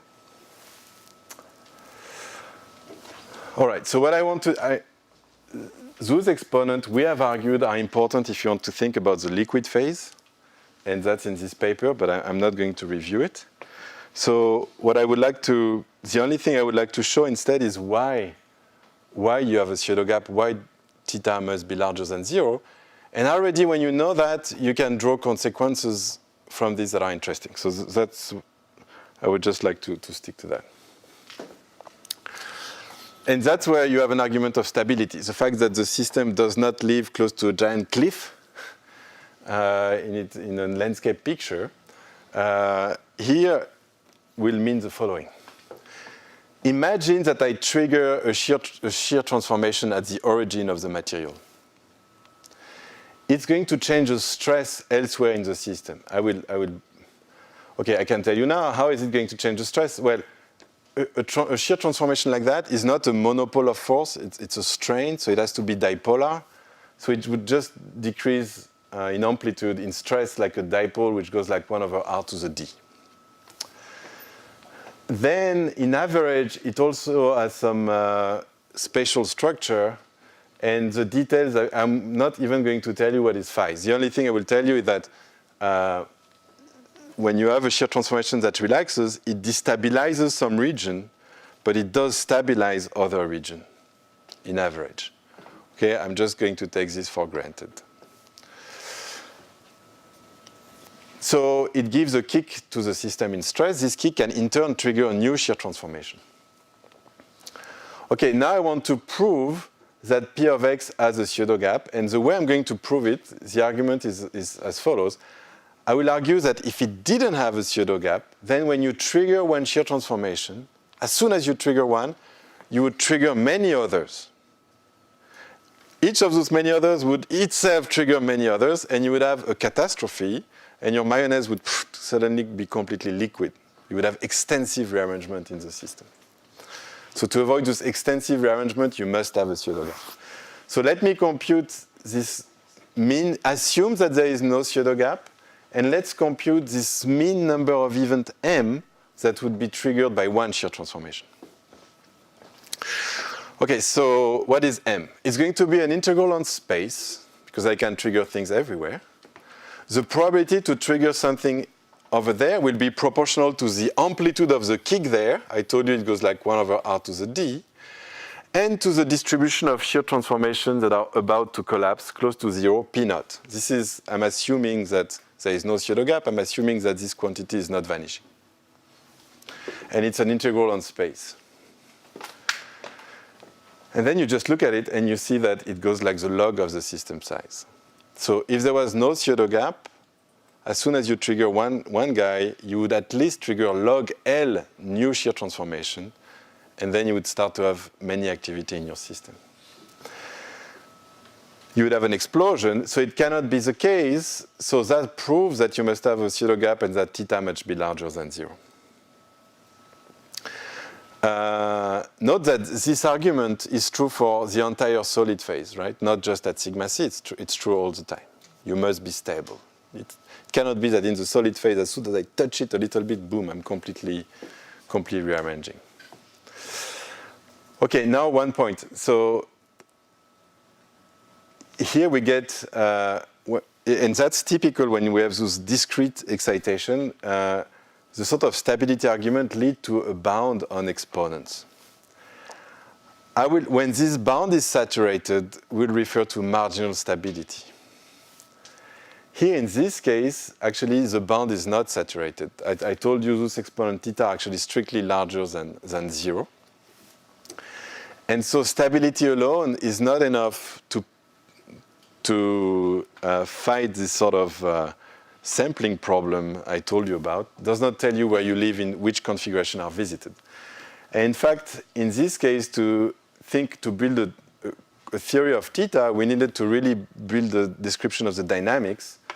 And we could do it in a mean field setting that seems to work well in 4 dimensions, maybe exactly, and in 3D it's pretty good. But I don't have time to talk about it, so I can take question about that. But really, you have to do dynamics. Then we find that this exponent theta can even depend on system preparation, but in a way that we can predict at least some aspect of it. Okay, so here I just want to say that. Oh yes, I want to say that, and it's a general argument about glassy systems that have a pseudo gap. That as soon as you have a pseudo gap, it means that the entire solid phase crackles.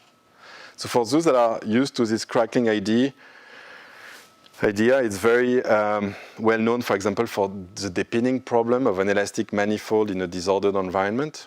The example, if you have a drop of water on your windshield, if the drop is too small, it gets stuck there because the disorder on the glass is strong enough to pin the contact line. If the drop is big enough, boom, it falls.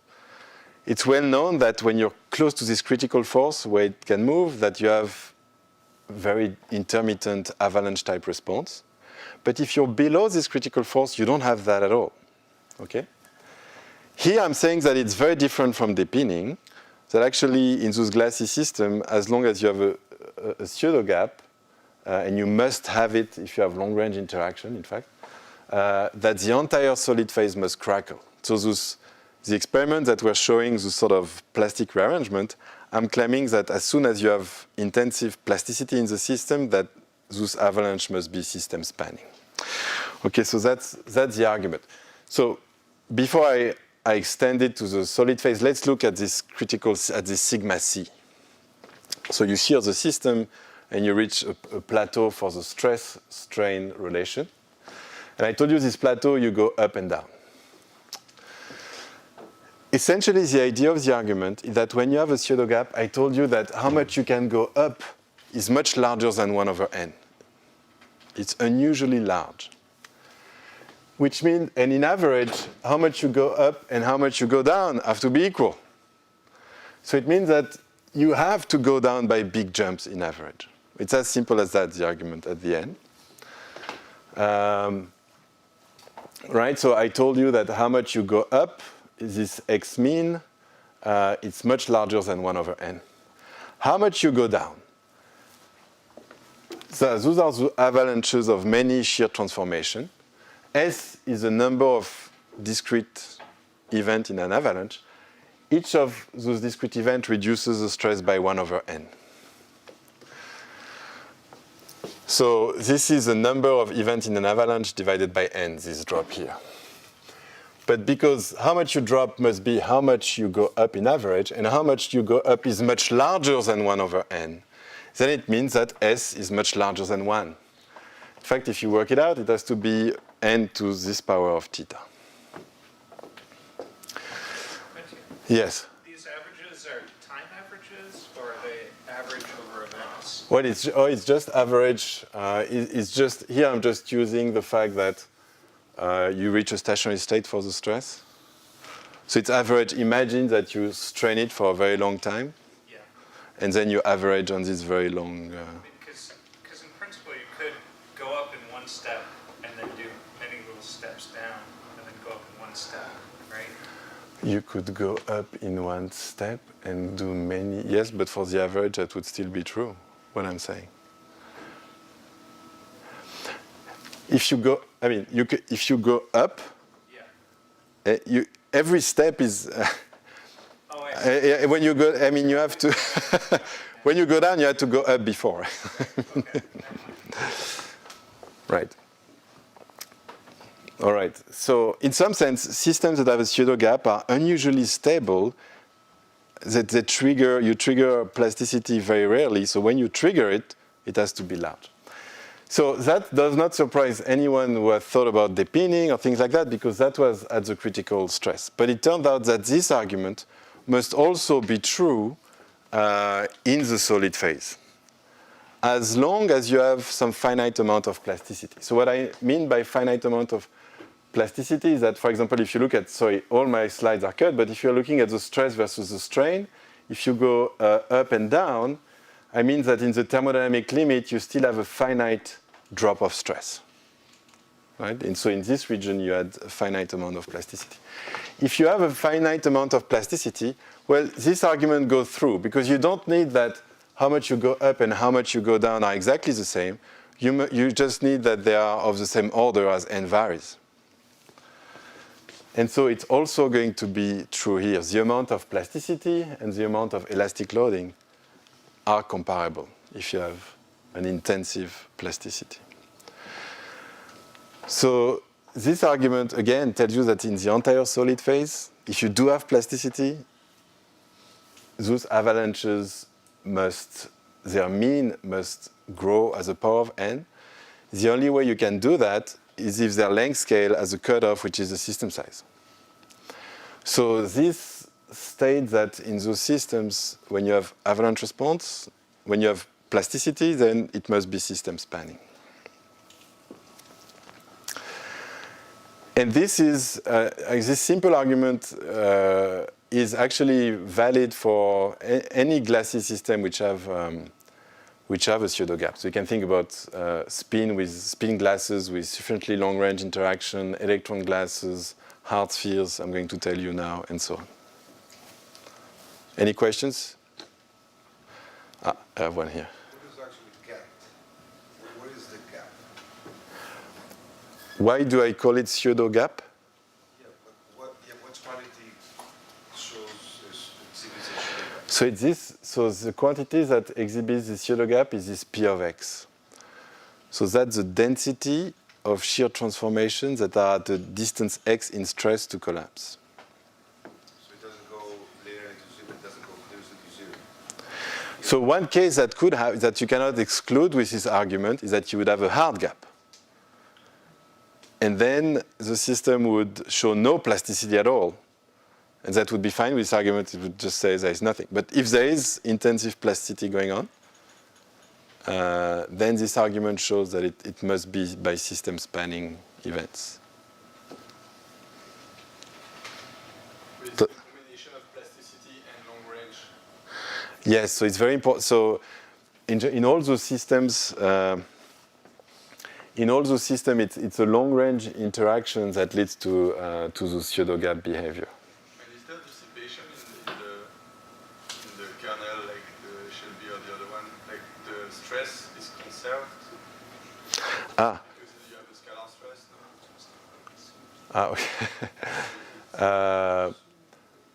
Okay. So there are many questions in one. Choose your question. No. I mean.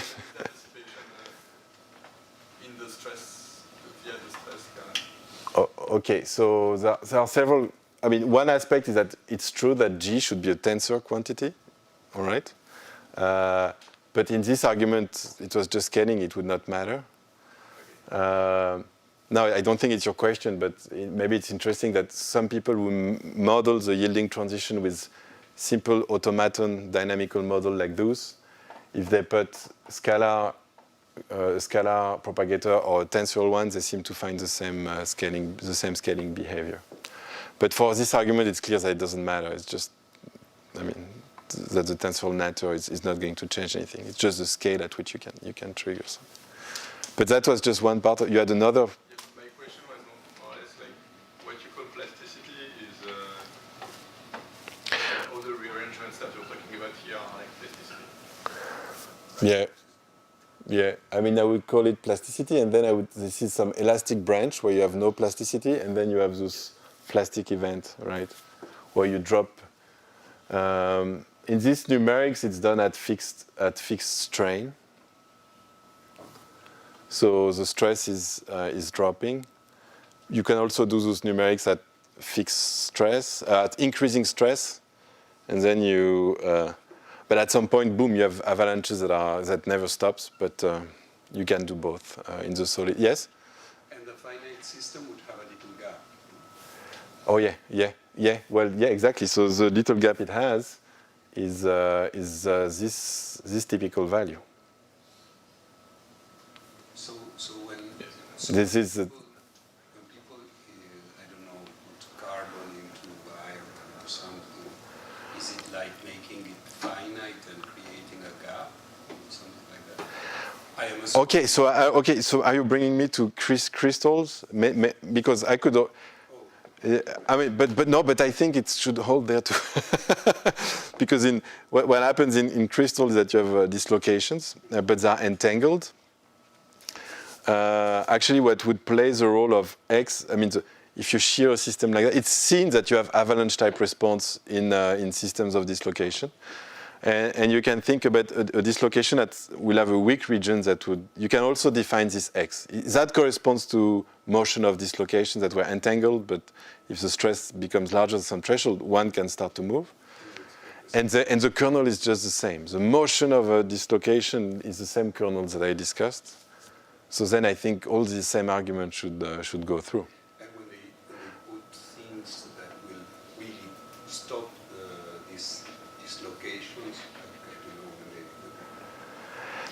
Well, dislocation system is indeed more complicated because you have stress hardening and the density of dislocation can change in time, so it's hard to reach a stationary state and so on. But as far as discussing the fact that the solid phase should have a system spanning event, I think it should be true. I mean, you can imagine more complicated. Those dislocations could assemble into grain boundaries, and you could have also very different physics. But just this one aspect I'm mentioning, I think it should be true. But okay, but I didn't answer the question. Behind you. Okay. All right. Okay, so and then for completeness, I wanted to, because right. I wanted to talk about the third kind of excitation, and now I'm changing system again. I'm going more towards the granular systems, a simplified version where you don't have friction. We're trying to work it out when you have friction, but so let's think about plasticity in a system where particles are completely hard. Hard frictionless particles. So, for example, think about this system: hard frictional disks pushed against each other. And now you have to ask, what are the excitation there?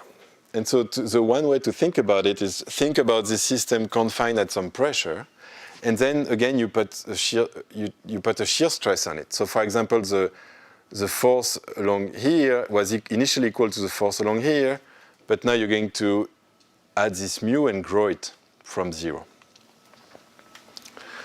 So you had a packing of infinitely hard particles, and now you start changing the forces adiabatically.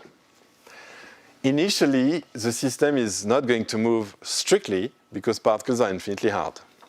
Unlike in the soft system where you had elastic branches, now nothing can happen in terms of displacement of the particles. The stress can change inside, but the particles stay at the same location. That's going to hold until one force goes to 0. So then you have all the forces between particles have to be repulsive. At some point when you change the stress, one forces go to 0. When this goes to 0, you break a contact. Okay, something else I hope Andrea told you is that those systems are, for frictionless, infinitely hard particles, are isostatics. Well, we discussed it a bit already. They are right at the Maxwell threshold. They just have enough constraint to be mechanically stable.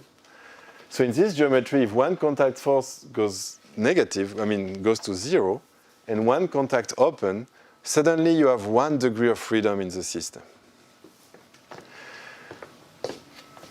But this 1 degree of freedom is very different from a shear transformation, at least when you have frictionless particles.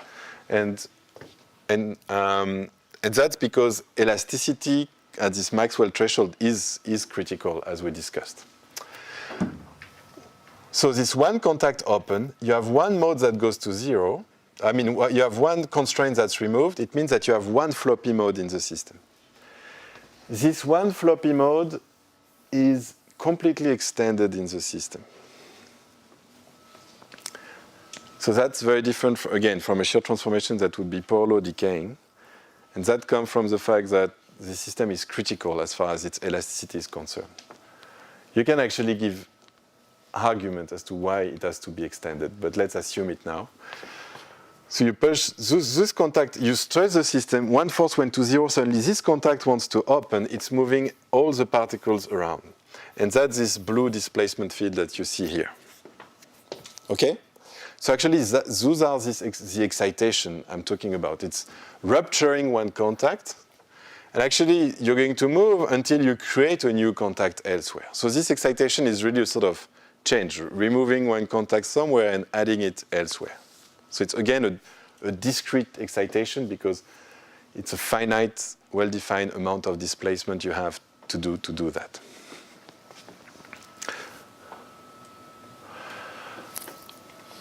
Okay, again, you can think about the stability of an excitation like that. And here, I'm not going to derive it. It's done there. But I just want to give you the intuition. So one way to phrase the problem is to think about, imagine I change the stress on the box. I have one contact that open, and then I have this collective rearrangement in the entire system. And this contact that open, things move, and maybe it's going to close a new contact there.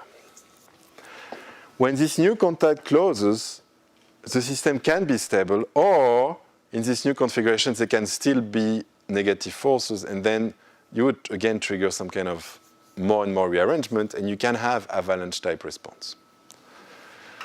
So again, you can do an argument and ask, under which condition will it not explode?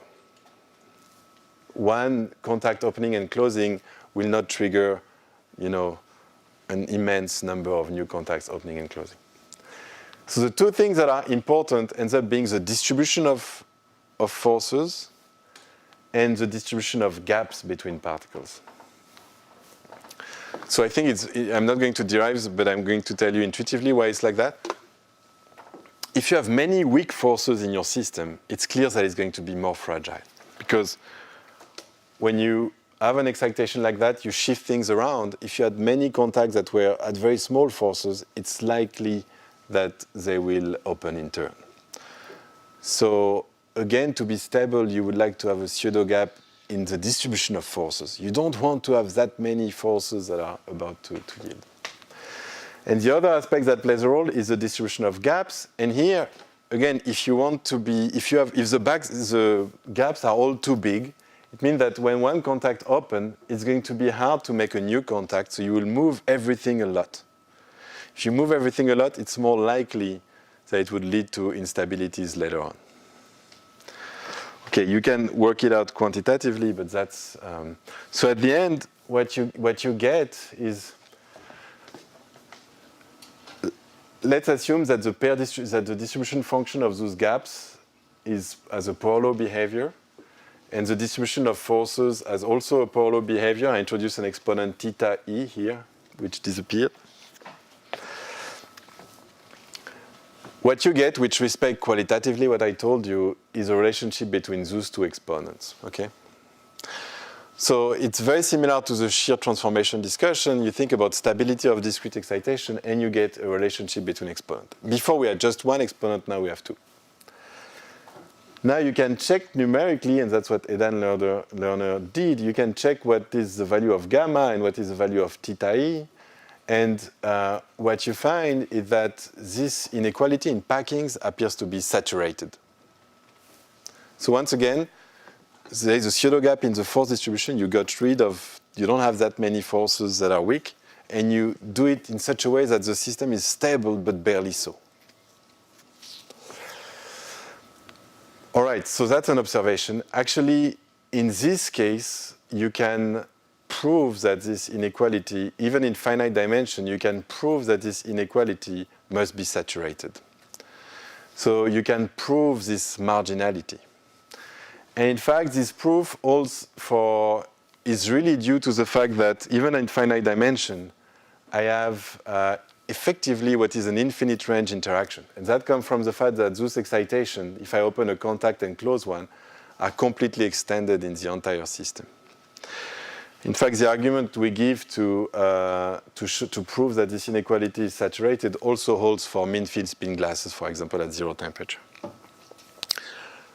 I can answer a question on it, but I was not planning to. What happened later is an exact calculation in infinite dimension where theta e could be computed and also this gamma, and that was actually confirming this marginal stability, but also giving this value of theta e that was not constrained by this marginal stability argument, was giving it in infinite dimension, and it seems to be also good in finite dimension, this exponent. And the last thing to say about that is that we think that an entire theory, quantitative theory of inertial flows and suspension flows can be written in terms of this theta e, and it predicts, all the exponents of the problem, and it seems to work very well. But I will not talk about it because I think Eric at the last meeting spent 30 minutes talking precisely about that. Okay, so that was in some sense where I wanted to conclude. It's a summary of what we discussed. And it's sort of classification of those excitations that are important for plasticity or linear response in those systems. And we talked about 3 of them, those soft elastic modes, which we call anomalous modes, those shear transformations, and those rupture of contacts. And that's what characterizes their density. And I also had what are they affected by, are they marginal or not, and in which phenomena are they involved. So it could be a time point to take questions on that. Actually, it's we could last for longer. Right, so I had some other slides about open questions, but I think that was already very long. So, yes, you can clap. Indeed, Giulio, start. I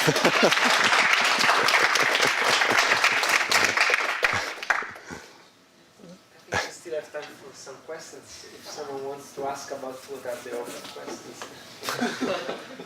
Well, it was just to trigger a discussion, but at 8:30.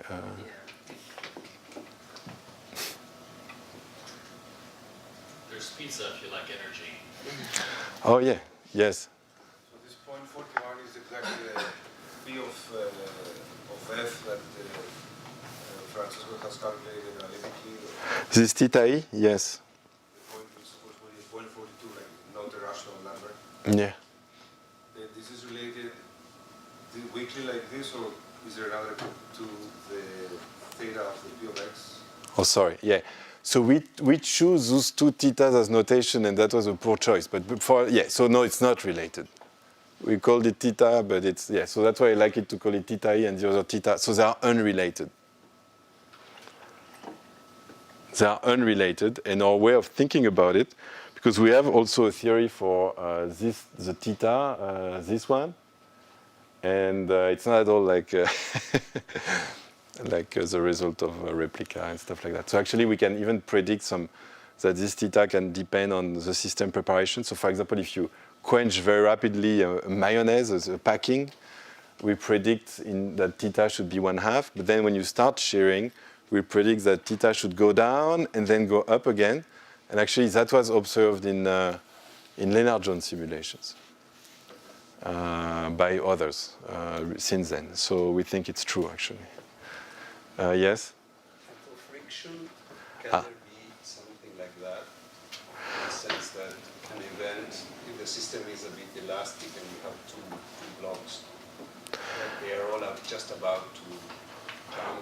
Exactly. So with Eric, we're trying to really push in that direction. It's also numerically very hard once you have friction. So it takes us a bit of time. But indeed, one would think that in addition to contact opening, that you would also have excitation related to contacts that are. So you have this Coulomb cone when you have friction. So you have a relationship that tells you.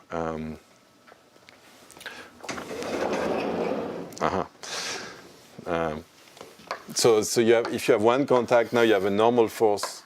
Can you see anything or no? Well, I will. Oh yeah. You can use this button less. Oh yeah, it's better. Yeah. Or otherwise, I can switch off the. Right. So when you have frictionless particles, essentially what we are discussing is the fact that if this is the force, all your contact has to have positive forces, and we are saying, well, the dangerous ones are those that are close to open, and they will be there. Once you have friction, now a contact is there is both a normal force and a transverse force. So let me. And if you model friction with Coulomb friction, then you would have a cone where this would be stable. And no, that's the, sorry, what did I do? No. Okay, Fn, Ft. If the transverse force is too large, then it's going to slide, right? So this would be stable and this would be unstable. So then you would think that the dangerous contacts are those that actually live close to this cone. Because if you're close to here, a small change of stress can certainly make you slide, and when you slide, you also gain 1 degree of freedom and 1 motion. So we are looking into this. Yes. Yes. Because what is the effect of temperature? On which part? In the case of shift transformations. So Ah. some temperature, I guess, the smallest x are active. So the degree that the orange are cut off. And also, I mean, And what's the state of the system in the sense that it's all the smallest x visible are, I guess, active. So. Right. So I think one can ask the same question for the depinning transition. So it's this thermal rounding, right? So normally if so how does that go? So if you in depinning, if you have velocity versus force, you have a critical force, and then you do something like that, right? Now, if you have temperature, in fact, you do it cuts off. It smoothens this curve, right? It's called thermal rounding. But as you say, the difference with the pinning is that it's small x, which is. Well, in the pinning, the difference is that you, at this level of thermal aspect, I think you still have a close similarity. I mean, in the sense that in the pinning, your P of x does not vanish. So it's just that you have even more regions that are about to yield.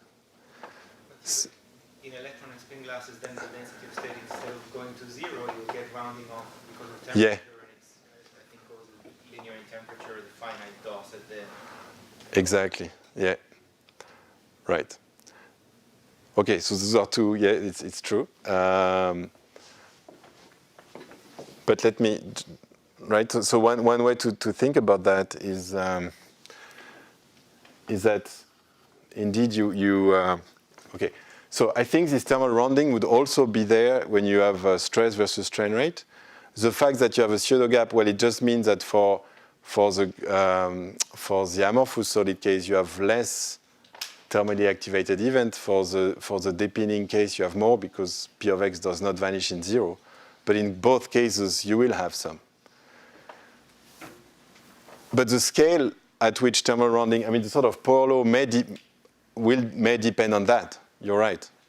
But this idea that you have activation and that it rounds this flow curve, I think will still hold. Yes. But then once you have temperature like this, yes, I think it's defining avalanches become very ill-defined, I think.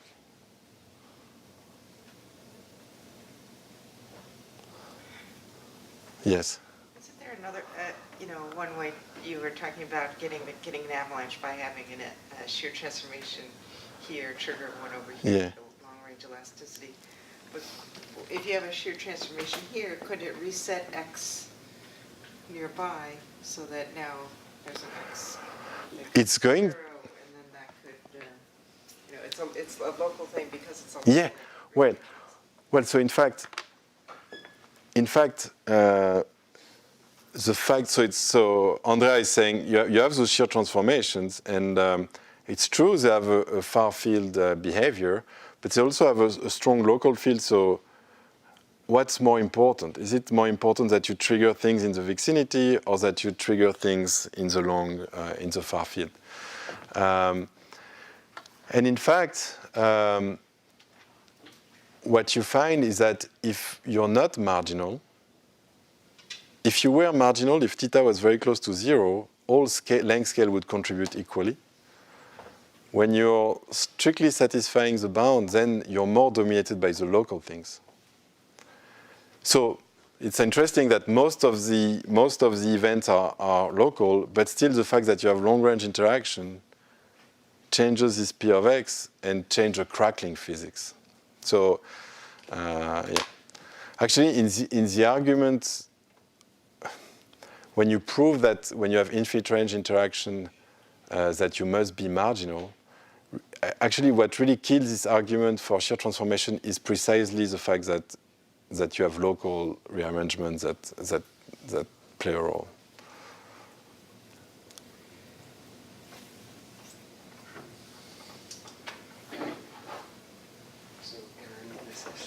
All right.